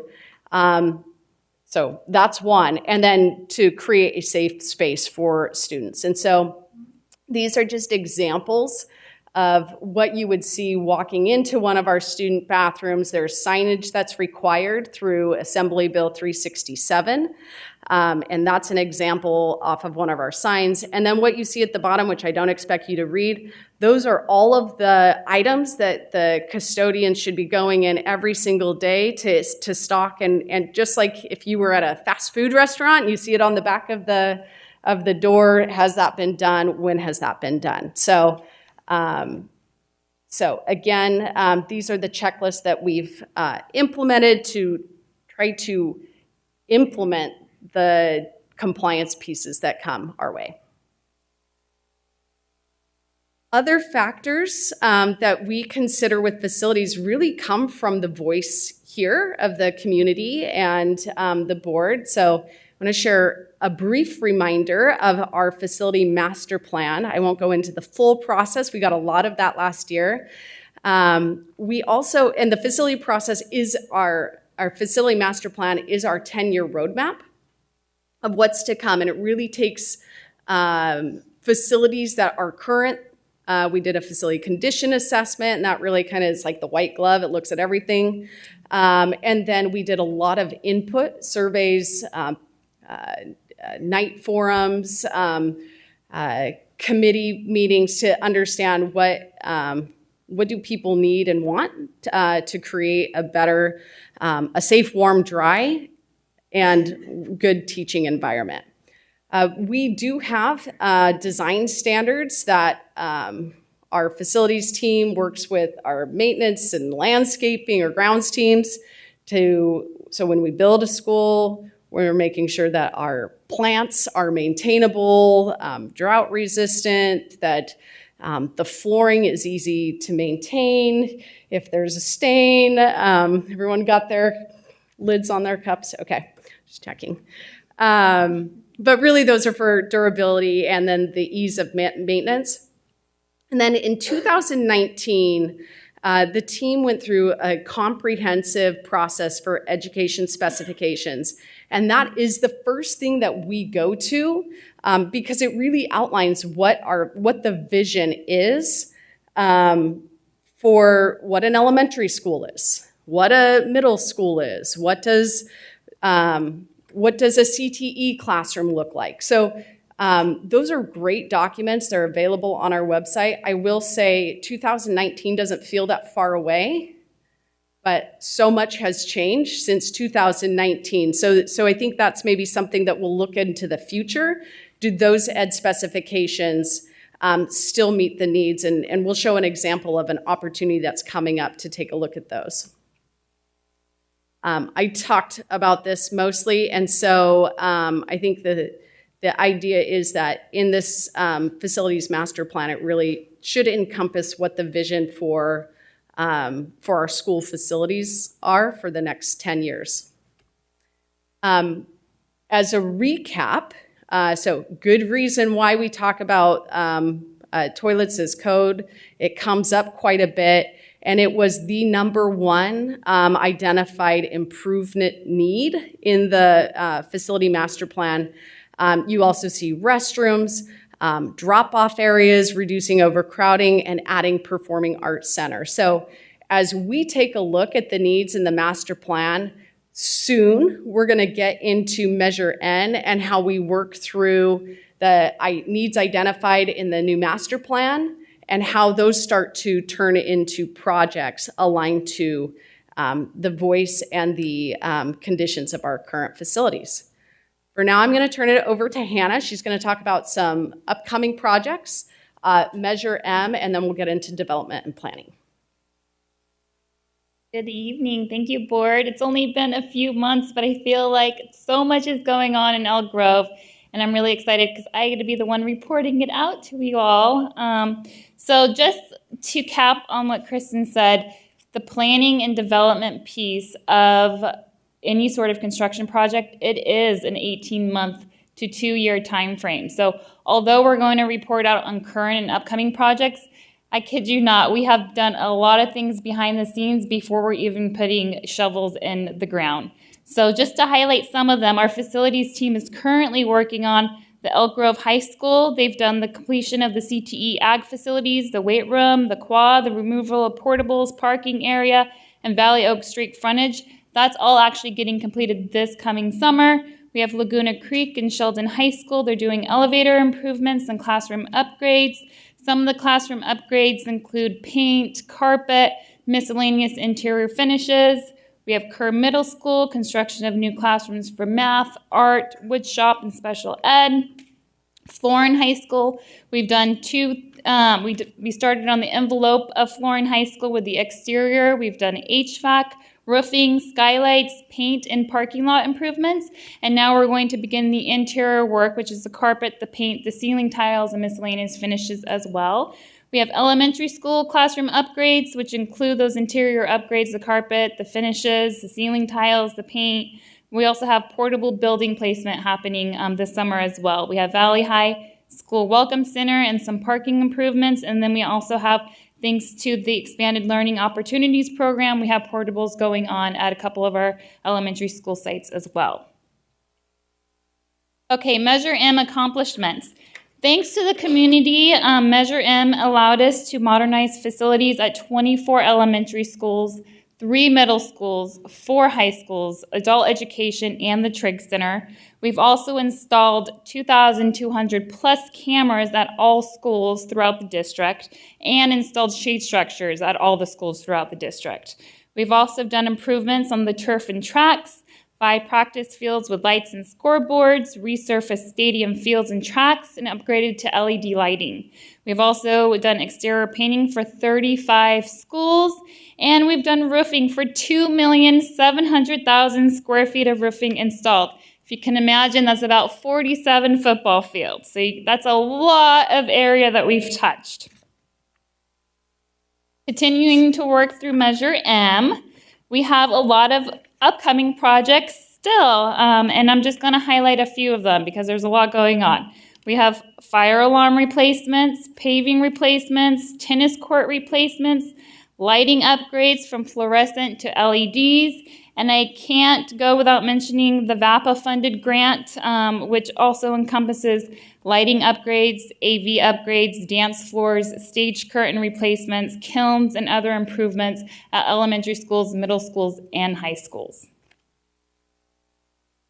In addition to all of this work going on throughout your district, we also are planning for 2 new elementary schools. So to help with the capacity going on right now over in the Sunrise Elementary School and the current development going on, we have Grant Lane 208 breaking ground next week. So that is, you guys are going to get an invitation if you haven't already. March 12th is when we're actually starting, which is around the corner, and we are planning to open that July of 2026. So that's going to help with the Sunrise growth, and it's going to help with all that development that's going on as well. In addition, we have a second elementary school already in the works of planning, South Elk Grove, also known as Arbor Ranch. That is due to the development going on over at Arbor Ranch, and believe it or not, Miwok is already filling that load with the capacity from all that growth and development. So we're going to help release some of that growth over there once we open up Arbor Ranch. Now, like Kristen said, it takes a long time to plan a school and to build a school, but we have an amazing facility staff here at Elk Grove, and we are just overachievers, and we are going to accelerate that construction and planning schedule the best that we can and try to open it July of 2027, but most likely probably July of 2028, depending on how our timeline basically falls. Okay, and then in addition to the elementary schools, we also have a wonderful middle school and high school planning in the works as well.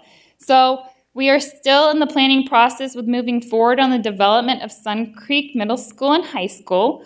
Our assumption on the timeline shown up there on the graph is based on our current data. So as you can see, we're starting the planning for 25-26 school year. So this coming summer, we're going to start hopefully reaching out to the community, and we can start planning stakeholder meetings and continue programming for Sun Creek Middle School and High School. And if that wasn't enough, thanks to the community, we passed Measure N. And so I'm going to pass it back over to Kristen to talk about upcoming projects for Measure N. Thank you, Hannah. I'm going to go back to the middle high school just briefly because the middle high school takes a little bit longer, and this is where we want to take a look at our ed specifications that I had mentioned earlier before we break ground and really get all of our school plans into the Division of State Architect. We want to make sure that that those plans are still conducive to what we want those schools to be. And so, as we've said multiple times, we build the school when the kids are there. We do believe we are on time with the timeline that's presented here. This is the same timeline that was presented last March. It would be a phased approach with this, targeting transition grades, right? So students that are coming from 6th grade and going into 7th grade to make it as minimally disruptive to students who might already be in another school. So potentially looking at 7th, 8th, and 9th tentatively. And just like Hannah said, we are getting ready for Measure N, really diving deep into that facility master plan, reacquainting, even though it was not that long ago, reacquainting with all of the projects and the identified needs. And we really take a look at schools with health and safety issues first, and schools that are eligible for modernization dollars, so money that's coming from the state to maximize our dollars. And so that is the project prioritization process. It's an ongoing process. And then cash matters. And so making sure that we have as many of those dollars to match, and what we call braid funds, bring different sources together to make the dollars go further. Before I bring our financial advisors up, because that presentation is quite different and it does get into interest rates and assess valuation, we'll pause here on any of the happenings, any of the reportings from kind of facilities and maintenance, the team, projects. Pausing now for questions. Okay. You want to take all questions on this particular presentation now? Yes. And then, okay, so board members, this is your shot on this presentation. So I'm going to start over here. Ms. Davis? Yeah, let's do that. Hold on. Ms. Davis, hold on one second. Mr. Yang, do we have any blue cards on this item? Board President, we do have one blue card. Okay, then let's, who's the? Calling Charlotte. Charlotte, did you want to speak on this part of the presentation or the next part? Okay. Come on up.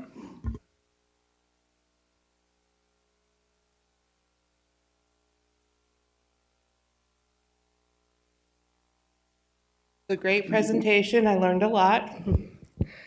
So to the toilet ratios, are those all opened? Are they supposed to be open during school hours?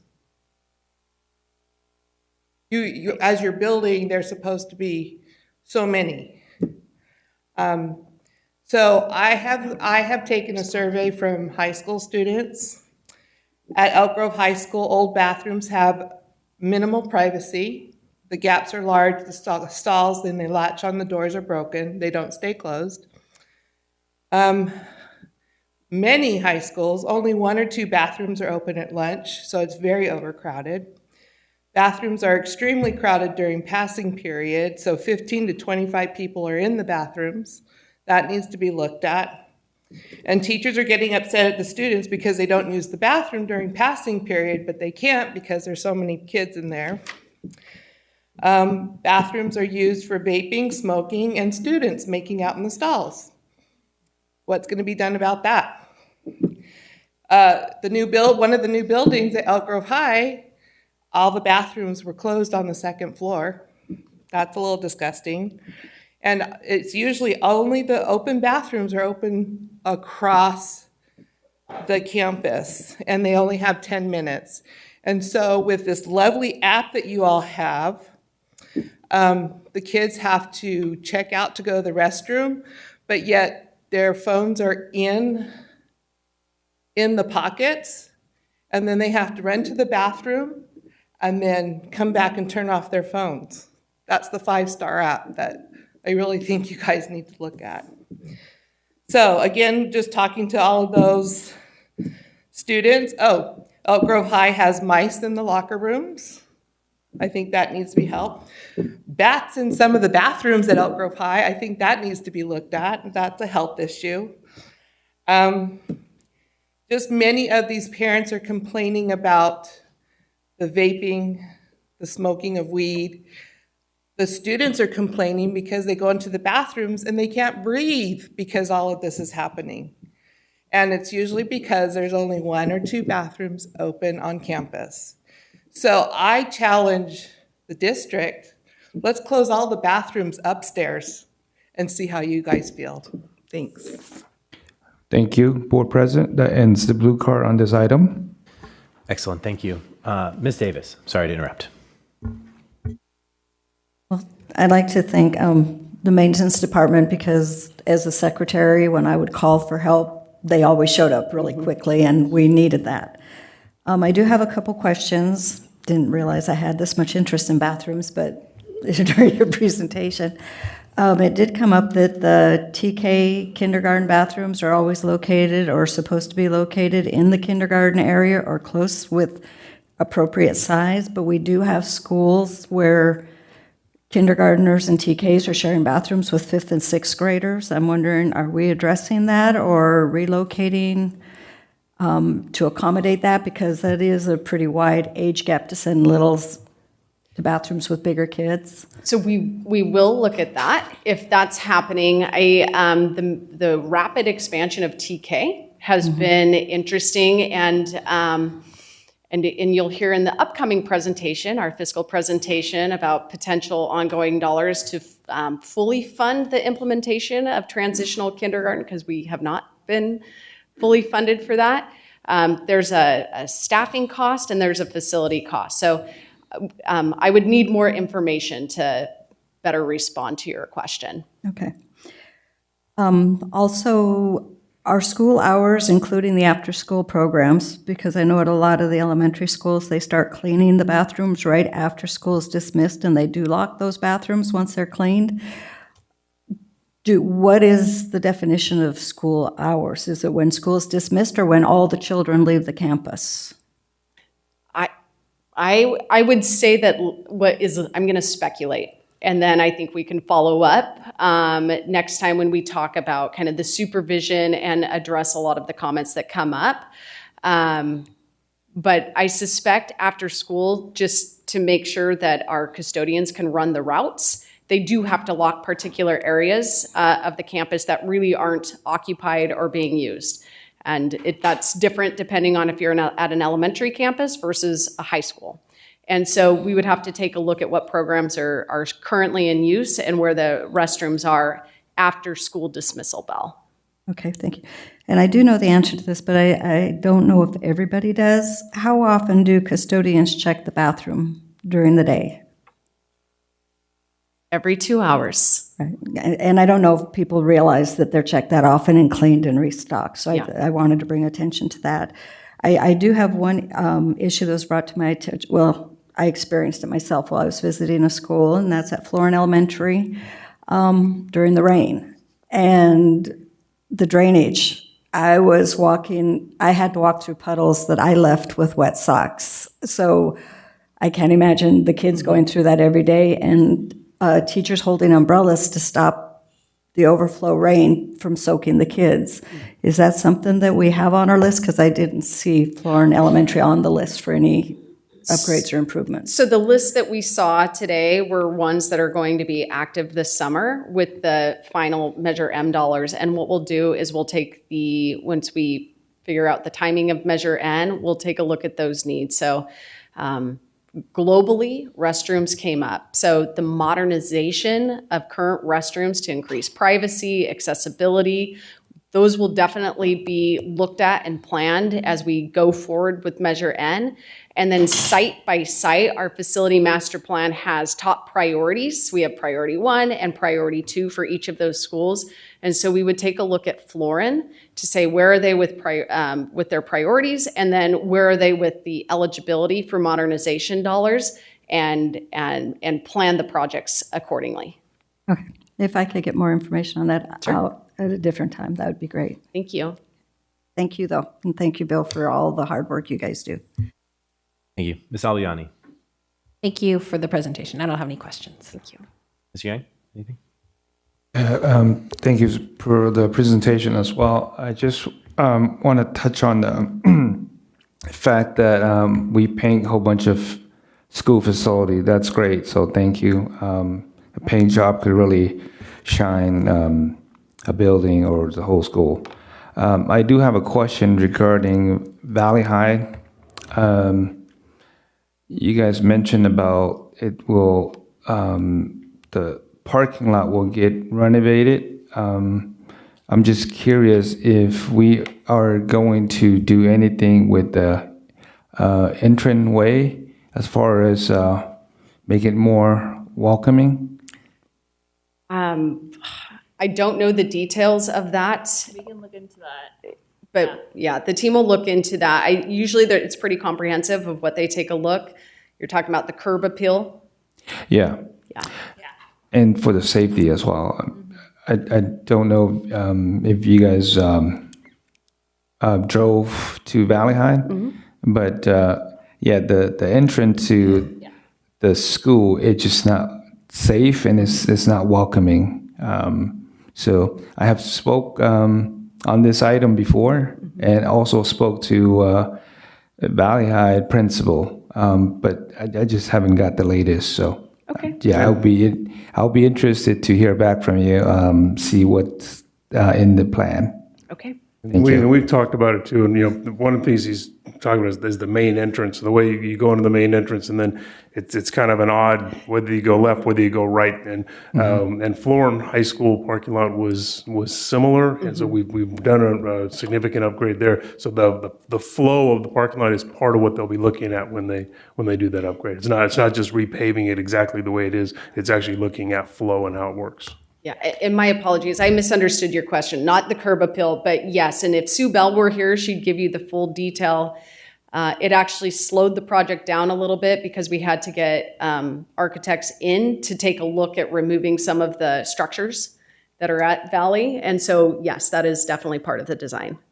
And yeah, I would like to hear detail about that. So I appreciate a phone call or something. Thank you. Appreciate it. Thank you. Ms. Chin. I have no questions. Thank you for the presentation. Thank you. Ms. Ballerini. Okay, I guess I want to know a lot about bathrooms too. The question I have is, I see that it says all grades and staff. So how do they figure out how many staff that are male and female to get these numbers? It's confusing to me. Do we know? They make assumptions. Okay. Right? So typically when they're building out a school, they'll do a 50-50 split, and then they'll tailor that. Sorry? Yeah, we'll plan.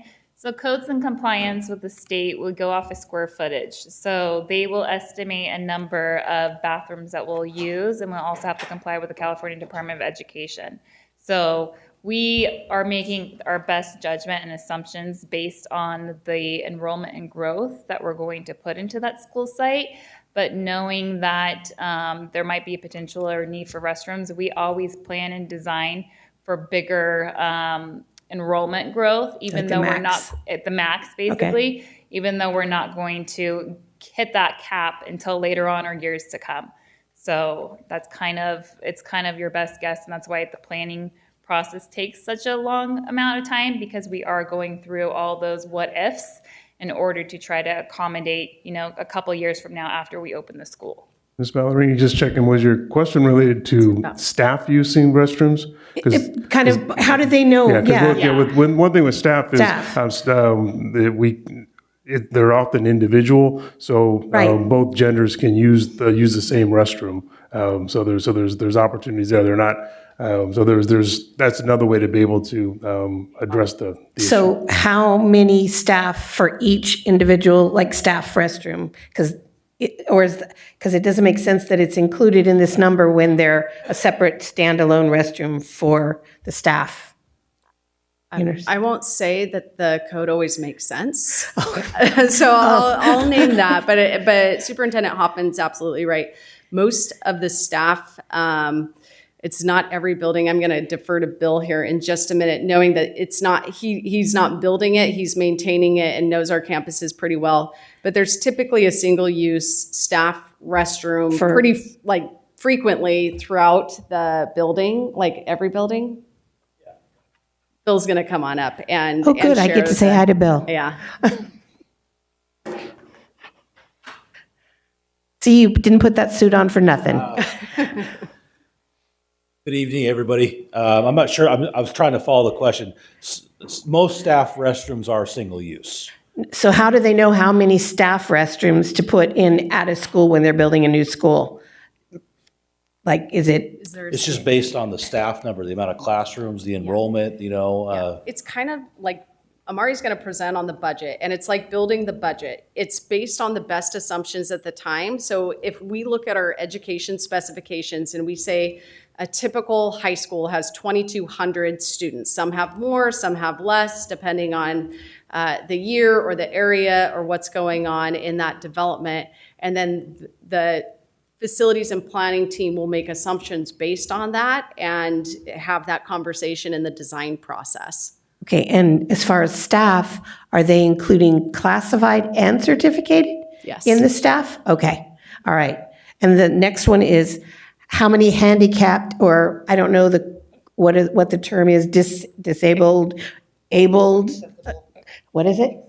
Accessible. How many accessible, like stalls, are they supposed to have at any of the schools? We would have to get back to you with that. But is that something that's part of this specs? Yes. Okay. The single-use staff restrooms should be ADA accessible. They All of should, them but should be, if you have a student that's, Correct. differently abled, then that might be an issue. Okay. All right. That's all I have. Don't go too far, Bill. Okay. Thanks. Thank you. Ms. Moore. Thank you. I do have some questions and comments. First, I wanted to comment on the facilities piece on page 20 or 19 and 20, I think. See. You mentioned that you might be building the new elementary school in Elk Grove in 2027, but you might push it back until 2028. I would like to see all of our schools pushed forward as much as possible. In my own area, I just want to share some of the things we're experiencing because in my opinion, we've delayed building schools far too long. I just visited Sunrise Elementary this week, and the principal there is amazing, first of all. But he's on a year-round school, roving classrooms, trying to do everything he can to make the situation work. I believe he has either 1,200 to 1,400 students, something crazy. And he is now at the point where he is putting students in his staff break room. So his staff currently do not have a break room. And next year, the situation will be worse. So the neighboring school, McGarvey, is going to take, I think, 200 students from him. So we're going to have to bus them there. And then the next year is when we're going to have the new Grant Line Elementary School. But to me, that's just an example of, we need to make sure that we're addressing these needs in time. And then as far as the Sun Creek Middle School, High School, everyone out there wants to know, is that school being built on time? Let me tell you about what's happening right now at Albiani. Parents are upset about the traffic situation there. Parents are saying, if you have a doctor's appointment, don't schedule it within 2 hours of school getting out because you will not be able to access your child. That's how bad the waiting line is there. And then at our high school there, if you are a sophomore, you are not even eligible to get a parking pass. and there are almost 50 kids on the wait list to get a parking pass. And just for other board members who don't understand the demographic of the students coming to Pleasant Grove High School, it's kids out in Rancho Marietta, Wilton, Rancho Cordova, and other surrounding areas. So when kids can get a driver's license, parents are waiting for the day that their kids can get a driver's license so they don't have to send them on the bus, so they don't have to carpool them, so they don't have to drive an hour each way to get their kid to and from school. So please do not delay building the schools. We need to remember that there are people that our decisions affect. And, you know, it's easy to look at numbers, but we need to remember that we serve people and they deal with our decisions. So I just want to put that out there, please. And thank you. Okay, and then one specific concern a parent had, I believe, when you were talking about the phased approach for that new school, the new middle school, high school, I believe in a community meeting I attended last year that we had talked about starting with phasing in grades 9 and 10. Here it says grades 9. One parent that's been involved in those conversations wants to push for 9, 10, 11. And then I know that Ms. Coates has said that we might possibly open all at once. So I just do want to put that out there that I think we should at least push for grades 9 and 10 because of the situation that we have where with our neighborhoods being so far away from from that campus, from CAMS and PGHS. So that's what I'd like to say about facilities. I do have a lot to say, a lot of questions about restrooms. So I'll ask my questions first. Why do we have closed restrooms at many of our secondary campuses? That's no secret. So this is where it's not going to be super helpful. The ratios and the way we approached the toilets and the code compliance this evening is really just that. It's a math problem and it's numbers and it's based on assumptions. And it's a lot easier, it's never perfect, but it's a lot easier to build the building and walk away from it and let the owners take over and kind of work through how it is. It's like any construction or modernization you might do in your own house. Like you think it's this and it might be something. So I personally can't speak to the opening and closing of bathrooms during the day, but I know that's something that collaboratively as a team we're looking into and we'll be coming back soon with. That'll be part of the presentation when we do the safety presentation at the March 11th board meeting. We'll be talking about how we staff and do the day-to-day operation of the restrooms. The facility component is specific to the numbers of restrooms and the maintenance work that we're doing. But how the staff actually, I don't know what the term is right now, how they supervise them and how they're actually operational during the day, that'll be part of the second part of the presentation.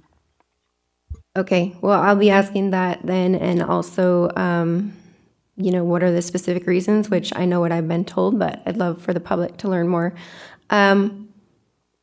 So do you want me to ask this question later too? What are the punishments for individuals who vape in restrooms or vandalize restrooms? Yes. Okay. Okay, why have we converted one student restroom per gender to staff restrooms at Pleasant Grove High School? So again, I can't speak to how the daily operations of that, but what we will say is we are compliant with every school that we've built, and when there's a bathroom that's been converted from a student to a staff or from a staff to a student, that we would go and we'll have to work with our education partners and the site to realign so we remain in compliance with the code.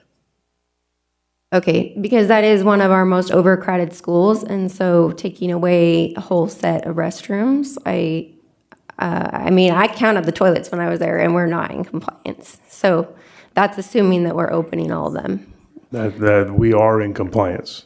Who checks that for us? We do. Well, I mean, I'll share the toilet counts, but we didn't have enough we only have 1 per 50 for our female students. So that's really concerning to me. So if you want to share information that you have, we can take a look at it, but the school wouldn't have been built without having the proper ratios in place. But we can look at information that you have. We're happy to take a look at it. Yes, I understand, but the school was built assuming that we would use those bathrooms for students. So they have been converted to staff bathrooms, so we need to figure that out. Do PE toilets count in your toilet count? Yes, they do. Okay. I just want to point out that so that people understand that if students aren't taking PE, which I believe is most junior and senior students, they don't have access to those toilets, and then the other students only have access during their PE time.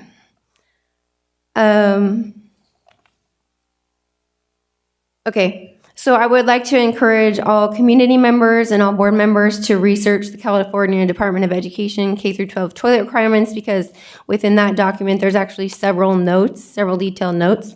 And I would also encourage you to research Education Code 35292.5, which has requirements related to restrooms. One of those requirements says the school shall keep all restrooms open during school hours when pupils are not in classes, and shall keep a sufficient number of restrooms open during school hours when pupils are in classes. So if all restrooms are supposed to be open during school hours when pupils are not in classes, that means all restrooms should be open when students arrive, during their passing periods, and during lunchtime at a minimum.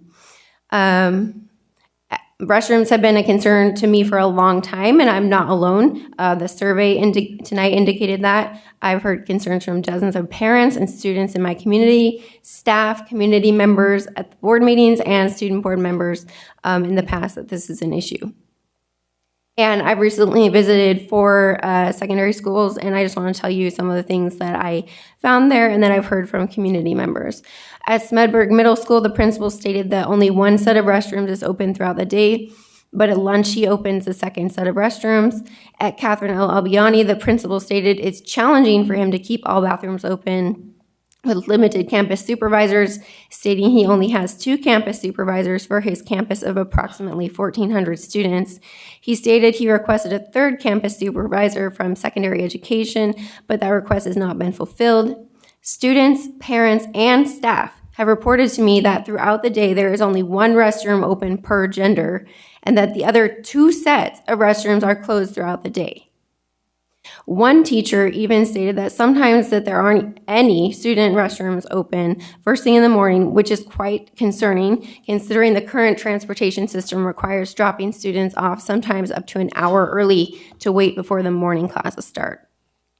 At Pleasant Grove High School, as I mentioned, 1 set of restrooms has been converted to staff restrooms. As we all know, PGHS is overcrowded, yet we have taken away 6 toilets from the female students there and 3 toilets and 3 urinals from our male students. Additionally, the principal stated that only 1 set of restrooms is open first thing in the morning due to campus supervisor availability. And then many students and parents have reported random closures of restrooms throughout the campus, making it difficult to know which restroom is open during their limited 5-minute passing period.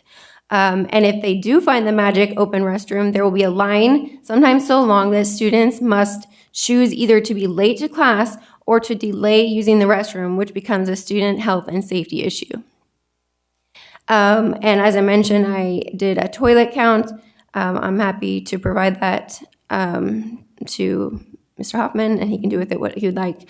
At Sheldon, the principal mentioned that there's issues with congregating, which I believe was mentioned in a public comment, and she said that makes kids feel uncomfortable, so they often don't use the bathroom. So when we are closing restrooms around campus, not only are we in violation of CDE toilet requirements, but we are also not in compliance with the notes within those requirements that I mentioned that indicate restrooms must be dispersed throughout campus to ensure access. It says, in applying this schedule of facilities, considerations shall be given to the accessibility of the fixtures. Conformity purely on a numerical basis may not result in installations suited to the needs of the individual establishment. For example, schools should be provided with toilet facilities on each floor having classrooms. So it doesn't make sense on huge campuses to only have one restroom open and kids have a 5-minute passing period to try to run to one location. And then the limited restroom availability also causes issues with restrooms being clean and properly supplied. As you can imagine, this is a natural result from hundreds of students trying to share one restroom.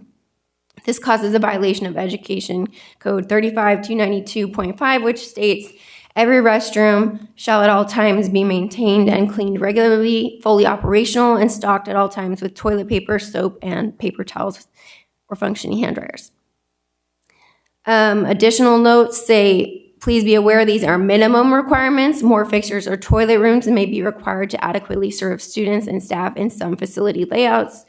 Toilets are to be provided based on the population of each gender at each school site. As new facilities with additional students and staff are added, including portables, additional toilet facilities should be added to meet building code requirements. It does say a school may temporarily close a restroom as necessary for 3 reasons: for a documented pupil safety concern, for an immediate threat to pupil safety, or to repair the facility. And Education Code 35292 states the governing board of any district shall visit each school in its district at least once each term and examine carefully into the management needs and conditions of schools. That's what I'm doing, and that's why I counted the toilets at PGHS. And so I fully intend to examine their needs, and I hope that the district staff can be honest with us, because this is clearly not a new issue. As I mentioned, we have students checking out of school to go to the restroom. I've heard that from multiple parents. I've also heard that girls are leaking through their pants, menstruating girls, because of this issue and other issues I'm going to be discussing in safety that are related, and that is not okay. Girls should never be put in that situation because we don't provide adequate facilities to them. Having bathrooms on campus is one thing, but if they are not open, we violate all sorts of education codes and requirements, and becomes a huge health and safety issue. It's a basic right for students to be able to access the bathroom, and it's something that we need to address. And at the end of the day, these are students. Like I said, they deserve to have access to the restrooms, and it's our job to provide them with the proper facilities that are open, accessible, and clean. And so I hope that the other board members will join me in holding our superintendent and district staff to a higher standard regarding this matter. Thank you. Thank you. Ms. Baldwin. Yeah, I was just curious to learn, and you can totally provide this later if you don't have it available. It's just, so to the same effect that we are required to provide like sanitary napkins for our females. And then I'm curious about like changing facilities for, particularly in our elementary schools where some of our students with special needs do require support with toileting.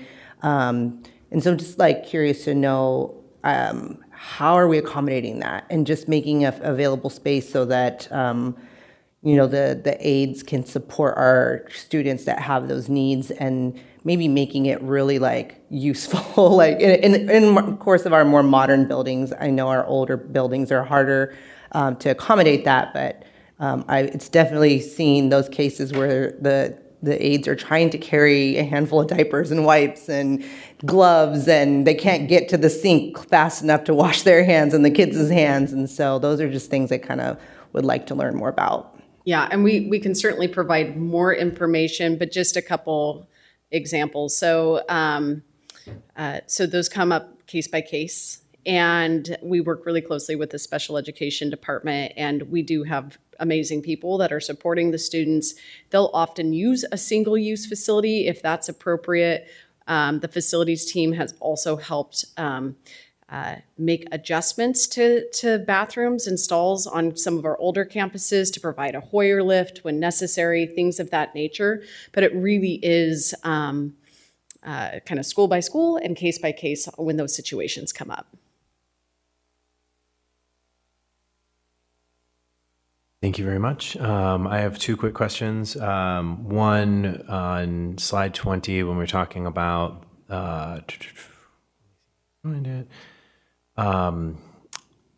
when we are talking about Sun Creek reaching full capacity. By full capacity, I assume you mean that we are just serving all of our students from 7th to 12th grade, right? Yes. We're not thinking we're going to stuff 2,500 kids in by that point. All right? grade levels should be functioning by 2031-32. Perfect. Yes. That's just the clarification I needed there. And then when we were talking about single occupancy restrooms, do we include, or when we are constructing new schools, are the single occupancy restrooms only available to staff, or do we also have single occupancy restrooms that are available to students? So both, yes, and.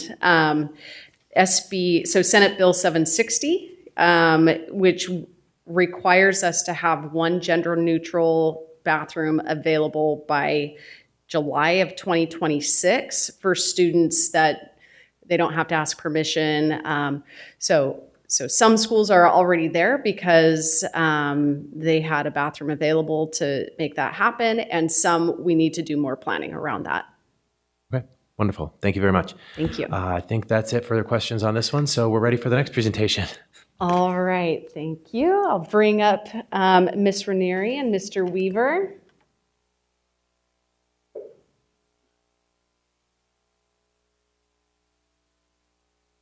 Before she starts, I'd like to make a motion to extend our meeting till 10:30. Yes, good call. All right, so for our new board members who haven't done this before, so technically we do end all of our meetings at 10 o'clock. So if we need to go a little longer, we do need a motion to extend it. So I have a motion on the floor to extend the meeting till 10:30. Do I have a second? Second. Motion by Ms. Alviani, seconded by Mr. Yang. All those in favor, please say aye. Aye. Any opposed?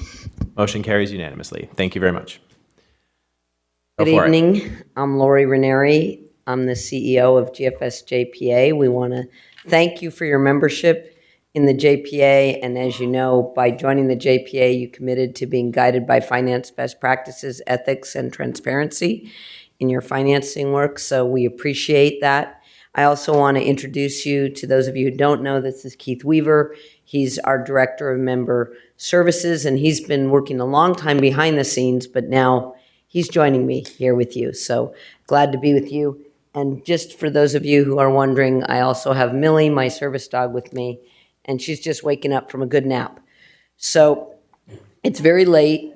We're going to go as quickly as possible. If there's a point at which you want to stop us and ask a question, please do. I don't want you to not be with us as we move through, but we'll also have an opportunity for questions at the end. So I think everybody remembers this wonderful day when Measure N passed with a 60% yes vote last November. And I won't read it to you, but these words that are listed here as Measure N is what was right above where people voted yes or no, or next to, depending on how they voted. They had to vote yes or no on this. And so as we implement Measure N, this is something we'll go back to. There was a longer resolution. You'll recall the full text of the measure that explains more, but this is what people saw right before they voted. So we treat these words very, very importantly. As a reminder of Measure M's success, we are very conservative with our planning, and that allows us to deal with things that happen that are unforeseen, and we also try to leave room for upside. And in Measure M, we had a lot of upside. We ended up with over $14 million more for facilities than budgeted. We received the funds faster, and we were able to accelerate projects, not only getting those projects sooner, but at a lower cost because we're working against inflation. And then a lower debt service of over $232 million. Those are direct taxpayer savings over budget. So we had a great track record with Measure M. And I'd like to say we hope for the same with Measure N, but the financial markets are a little volatile right now, and we'll discuss that. Next, I want to talk about how tax rates are determined. We say they're approximately debt service divided by the district's assessed value. And we say approximately because there's different kinds of assessed value. There's secured, there's unsecured, there's utility, there's unitary. There's a lot of different kinds of property, and it's treated differently in this formula. We use precisely the Sacramento County's formula in our model, and every county has the right to do it differently. So we model according to the county we're in. In this case, Sacramento County is the county. So every property will pay its pro rata share based on its individual assessed value, not market value. And many people are not aware of what their assessed value is. And if you're with somebody and they say, gee, I don't know my assessed value, you can show them right on your phone or their phone. You can look it up right now. It's on the Treasurer Tax Collector's website. And if they know their address, they can find out what their assessed value is. That is if they have an owned property. If they're a renter, if it's a single family home, they could also find out. If it's an apartment, it'd be the whole complex that would have an assessed value. But if you have any questions or somebody that you're talking to says, I don't really understand how this works, just let Dr. Coates know and she'll let us know. We'll be glad to write up an explanation. We've done that many times. And you might think, well, how come people don't know? I look at my tax bill. Now, I will say I do look at my tax bill. When I see it in the mailbox in November, I'm very excited. Oh, great, the tax bill's here. I don't see anybody else on the street standing very happily at their post box opening their tax bill, but I like it. Now, most people, I shouldn't say the majority of people, how much, I don't know if it's more than 50% for sure, people pay their taxes through their mortgage. The mortgage company pays their taxes. So they may never have even looked at their tax bill. So I don't find it unusual at all that people don't understand it or haven't ever seen it. So if somebody has a question, we'll be glad to help them understand better. We're happy to do that. Okay, the next thing is talking back from the big macro level. We look at the tax base as a whole, and we care a lot about how it changes from year to year because we're going to pay these bonds over time, and it's the future tax base that's going to pay it back. And you can see on the blue line here, we can see how it declined after a rapid increase, and then the recession hit, and the values actually declined, which isn't that common, but it does often happen after we see a big run up like that because there's kind of a stabilizing thing in the market. Now in Elk Grove, we actually do something unique. We project the existing property to go up based on the constitutional requirement that the assessed value not go up at more than 2% a year based on last year's California Consumer Price Index, unless it's transferred or improved. And then we also have a projection of new homes. So we have development being added into our model, and we do that at the median assessed value. So, and that housing development is the same housing development that the facilities department uses to project facilities. So we're trying to be consistent there in our data. And you can see the light blue, the line gets lighter blue. That's just to indicate that's our history since our measure. And then you can also see the bars at below, the green and the pink. That is showing you when the California Consumer Price Index has been above 2%, or 2% or above. It just stops right at that line. You can't go more than 2%. But you can see that many times the assessed value growth that applies to everybody in the state that has not sold or transferred their property can be less than 2%. And you can see in 2010, it was even negative. And I was alive in 2010, and I don't remember anybody saying, hey, everybody's property tax is lower. But you know what? It was. And that's why I know that most people don't look at their tax bill. So people don't notice. Again, please let us know if anybody you know would like a question answered. Now, one of the things when we issue bonds, we're borrowing money and we look at interest rates, and the blue line is showing us where the bond buyer index has been. That's just a market benchmark in the market we use. And you can see that interest rates have gone up since we were preparing our bond plan, but they have not gone up more than we estimated. And we actually have a more detailed way of estimating interest rates at every maturity, but this is just giving you an idea. It's illustrative. But what we do is we actually add an increase on today's interest rates to account for volatility. And the further out we plan to issue the bonds, the more volatility. So if we were going to sell bonds tomorrow, we have a belief that the volatility will be what has historically been experienced in one day, right? But if it's in 2 years, there's a lot more potential volatility to happen. So these are pretty detailed models, and that's just giving you an idea. We'll go to the next page.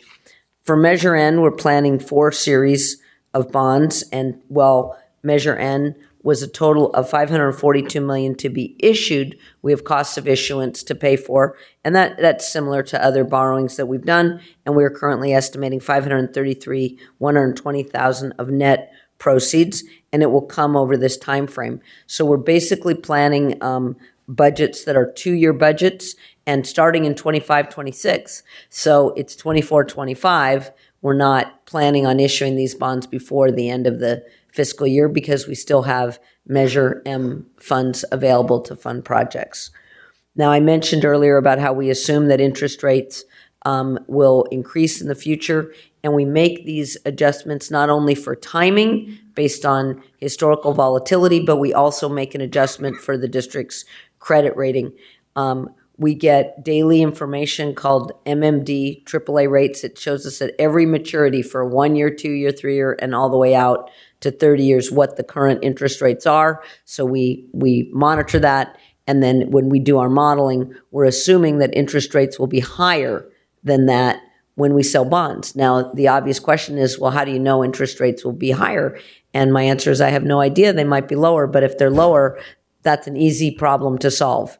If they're higher, that's what I have to plan for. We have to have room for interest rates to rise. If they're lower, that's great. And if they are, we will take advantage of that. And we did that. The reason that we had such great results with Measure M was we shortened the terms, we paid off principal faster, and we issued less series. We got all the bonds issued faster because we had lower interest rates than budgeted. And that's why we try to have a conservative approach. Now, all of this work is limited by our commitment to the voters, and our commitment is really a moral commitment. We told the voters what we thought the tax rate would be. Now, the reason I say it's a moral commitment, we don't set the tax rate. The county auditor controller makes a determination and a recommendation of the County Board of Supervisors, and they set the tax rate. Now, this is a historical thing going all the way back to when California became a state. In our original 1850 Constitution, there are these certain functions that are delegated to the county. And back then, schools were actually part of the county government. So there's historical reasons. And if you're from another state, you might say, hey, I was in a school district in Ohio. They set their own tax rates. Right, that's how they do it in Ohio. In California, the county sets the tax rate. And so one of the things we do is we work very closely with the Auditor Controller's Office, the Treasurer Tax Collector's Office, and the Assessor's Office on our modeling, because we're trying to give you an idea of what will happen. But it is other agencies, and those positions change and things change. We try to keep up. Anyway, the statutory limit is $60. Now, the tax rate can go above that. You could not issue any more general obligation bonds if you were above 60. Once you've hit that from this measure, it's $60 per measure. Now, where does the moral part come in? We told the voters what our estimate was, and that was $34. So we have modeled everything. We want to optimize the 34. We don't want to go over, but we don't want to be under by too much. And the reason is because we want to, when we borrow the money, we want to pay it back as fast as possible. Why do we want to pay it back as fast as possible? Well, first of all, the faster we pay it back, the less interest that the voters are going to pay. And if you think about that $34, there's kind of an inherent budget in it. The less of that $34 that goes to interest, the more of it goes to principal. and we want it to be at the shorter end of the yield curve, and we want it to be outstanding for a lower amount of time. That all helps us reduce the interest that is within that $34. So we want to optimize. We want to collect as close to that 34 as we can. And you can see that as you look at the colors here, it's representing the different series. This is all an optimization that each time we issue, we're leaving room for the subsequent issues, and we're trying to take advantage of how the yield curve is. And once we structure each bond and we sell it, that debt service is fixed. It won't change unless we refinance. So each time, on the one hand, we're reducing risk because we know what that series is out at, but then we also have something set already that we have to deal with. So that's what you're seeing here. So we're going to go to talk about how we implement Measure N, and Keith is going to talk for a few minutes. Oh, sorry, Keith. I think just to sort of summarize Lori's discussion, we're very much on track to issue Measure N as planned, because so far our assessed value and our interest rates are all doing better than what we budgeted for. So just to share some thoughts about how we go about implementing Measure N. A little bit of background, there's two methods to sell bonds. One's a competitive process where we go out to bid. We invite banks and lenders and underwriters to submit us a bid, and we award the winner of that bid process based on the low-cost bid. The second is what's called a negotiated process, where we select the bank or underwriting firm up front and then negotiate with them on terms like what's the cost, what's the interest rate, what's the fees. And to help guide our decision, we look to best practices as published by the Government Finance Officers Association. Our recommendation is to have a competitive bid process that is based on the criteria as published in best practices. It's also based on the district's history. And you can see here, the district has had a lot of success with bid processes for both Measure M as well as for other types of financings where we've gotten many numbers of bids. We've had different winning bidders, and the savings has been $1 million to about $5 million for each bid. And in cumulative, it's over $17 million in savings just from conducting a bid process. So again, a lot of success here in the past, and so we're recommending the same approach with Measure N. Okay, Citizens Oversight Committee, Lori. So you'll be asked at a future meeting, not tonight, that was a typo, to appoint the Citizens Oversight Committee. And one of the things I want everyone to be aware of, particularly our volunteers who will be serving on the Oversight Committee, is that the statute that calls for the Oversight Committee, it's called the Strict Accountability in Local School Construction Bonds Act of 2000, actually has 5 accountability measures. And the reason that I like people to know that, everything is not on their shoulders. They need to, as citizens, do the best job they can in fulfilling the function. But there are other accountability methods that come into play. And their function as the Citizens Oversight Committee is to review and report on the proper expenditures of taxpayer money for school construction. Now, one of the challenges is it's not uncommon for citizens to think that they're going to determine what gets built. And what gets built has already been determined by the project list approved by the voters. And their role will be to compare what is built against that project list. And so I love auditing, so I think that's a great volunteer role. Some people think that it's boring or frustrating and they don't like it, but hopefully we'll find exactly the right people who will enjoy that and do what is a very important role. And who are we looking for? Well, we need at least, according to the statute, 7 members, and 5 of them must meet specified criteria. One needs to be active in a business organization of the community, one who's active in a senior citizens organization, one who's active in a bona fide taxpayers organization, one who's a parent guardian of a child enrolled in the district, and one who's both a parent guardian of a child enrolled in the district and active in a parent-teacher organization and a school site council. Now, one of the things about those factors, they need to be currently true. They don't need to be historically true. So sometimes we have trouble with some of these categories. Someone could become active in the business community, in a senior citizens organization, in the PTA. We welcome that. The other thing to note is that these are diversity categories. They're not representatives. They don't need to go check with someone else. They're not representing a group. They're just bringing a perspective from having that activity in their life. Okay, and then just to wrap us up with some next steps. So tonight's just information, and our planned timing of Measure N issuance of bonds. We're estimating a window sometime between fall of 2025 and spring of 2026. And that's in part because we're still wrapping up the final set of Measure M projects, and then also thinking about what's our cash flow needs for upcoming Measure N. And so as we narrow down our window here and fine tune that cash flow, we'll be coming back to you with Measure N bonds. At an upcoming board meeting, we'll ask for approval of a resolution for your consideration to authorize an estimated debt service schedule for fiscal year 25-26. The reason for this is because we're planning to issue Measure N bonds in fiscal year 25-26. And so we want to make sure that the schedule gets to the county so the county can start levying taxes to help pay these bonds back.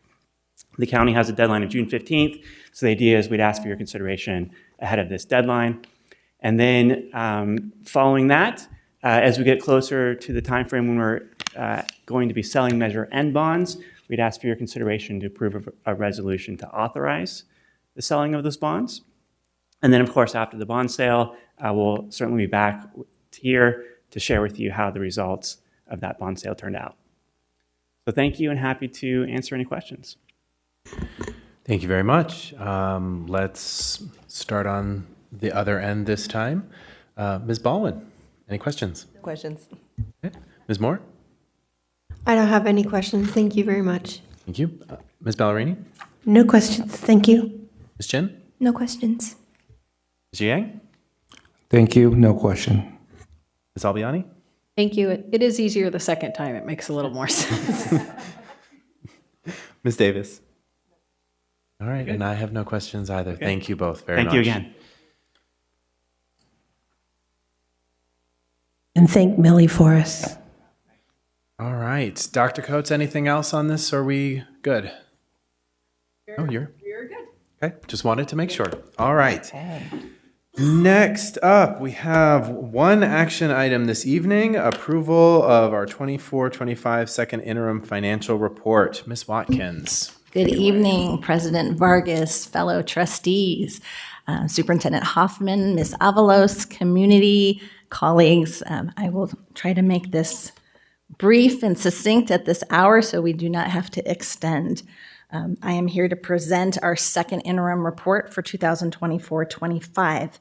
I share this slide to remind everybody the board has set some foundational principles when prioritizing our budget decisions.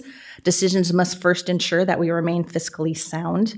Then we look to maintain what we are currently doing. Next, we'll want to ensure that we retain and attract the best employees who reflect our students. And it's only after considering these three principles that we'll consider building upon existing programs and services before considering anything new.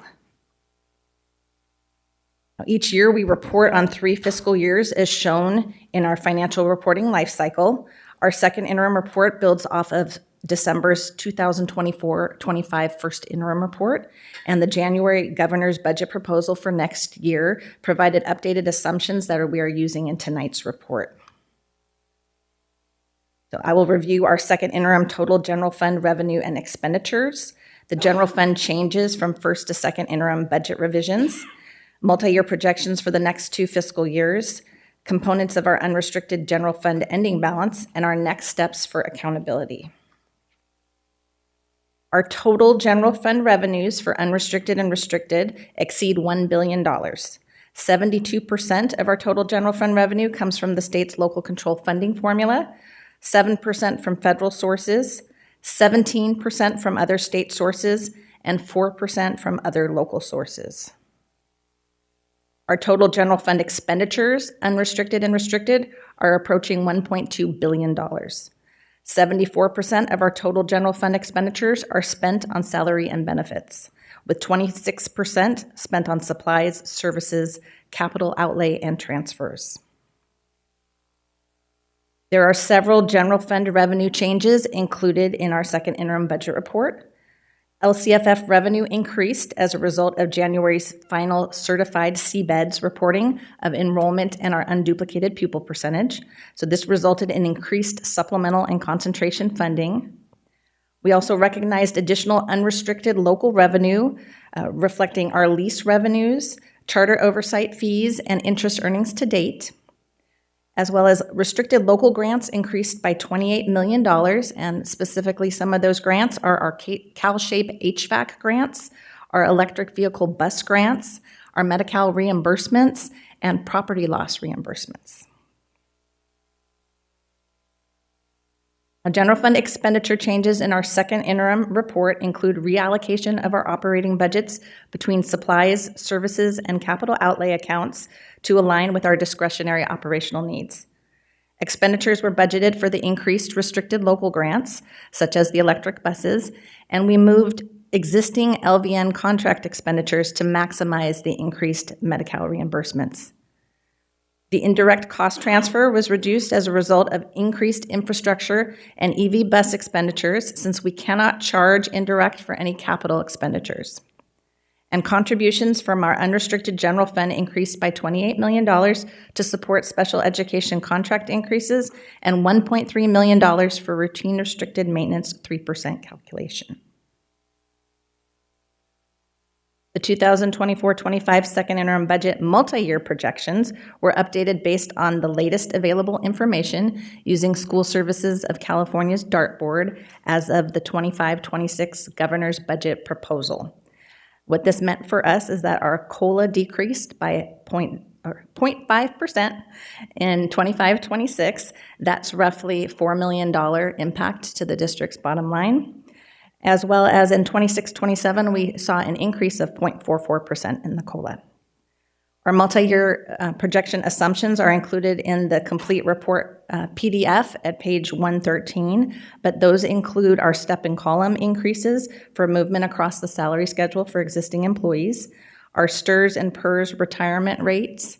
STRS does not change, it's static at 19.1%, but we do see just under a 0.5% increase in the out years for our PERS rates. We also budget increased health benefit costs, and we increase our operating expenditures by the Consumer Price Index. One thing we did want to note that this budget does include a 2.5% reduction in our supplies and services for central office departments starting in 25-26 ongoing.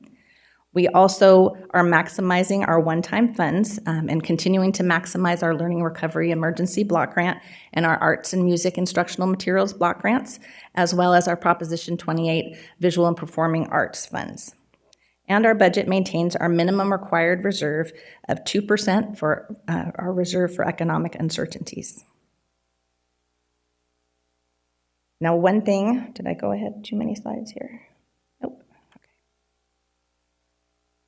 We do, what is different in, or what we've included additionally in our multi-year projection assumptions into our out years are the potential new revenue sources that were included in my presentation on the governor's proposed budget. At that time, we did not have trailer bill language. We do now have proposed language on how those revenues can be estimated. So to be conservative, we only included 50% of the value, recognizing that something could change between now and the enacted trailer bill. And so we have included the new one-time discretionary block grant at 50% of our estimated revenue, and that will be approximately $9.5 million one time. Additionally, we're expecting ongoing transitional kindergarten staffing ratio revenue, as Dr. Coates mentioned in previous, we're getting additional funding. We are budgeting that at 50% of the estimated revenue per the trailer bill, and that's $3.2 million ongoing. So this slide illustrates the multi-year projections and the assumptions that I just shared that we are basing this on. We know that multi-year projections, assumptions are as good as what we know right now, and they will change. And so within this is our unrestricted general fund. And note that the 50% estimated trailer bill for the ongoing TK funding is the second line. And we call that out just to make that aware that we know that those amounts may change by the time we get to June. Also, we realize an unrestricted general fund surplus in our third budget year in 26-27. This slide reflects the components of our ending fund balance. To remind the board, you have previously acted to commit funds by resolution in our December 1st interim report. We ask the board approve the amended resolution that's attached to tonight's item. This includes a revision to the $10 million commitment of ending fund balance to support retention, recruitment, and continuity strategies to address rising costs and aligns with trailer bill language surrounding the use of the proposed new one-time block grant. The budget also includes the assignment of ending fund balance for future textbook adoptions and maintains the minimum required 2% reserve. This is our multi-year projection for our restricted general fund. Deficit spending is expected as we plan to spend down our one-time restricted funding, such as the aforementioned Learning Recovery Emergency Block Grant, Arts, Music, and Instructional Materials discretionary block grants that we have received in prior years. Note also the inclusion of the estimated $9.5 million in potential one-time discretionary block grant revenue that we introduced on previous slide 10. While this is reflected in our restricted general fund, the terms of the funding are at this point discretionary and unrestricted for districts, but by nature of how we receive the funds outside of our predominant our local control funding formula, anything we receive, even though it's discretionary, it gets defined as restricted, and that's why you'll see it on this slide. Our next steps include review and approval by the Sacramento County Office of Education. They then submit the report to the California Department of Education. In May, we will receive the governor's May revision with updates to the governor's January proposal and what we anticipate for next year. We build our budget with the May revision information, recognizing that we will not have a final state enacted budget until after the board takes action on our proposed budget for next year.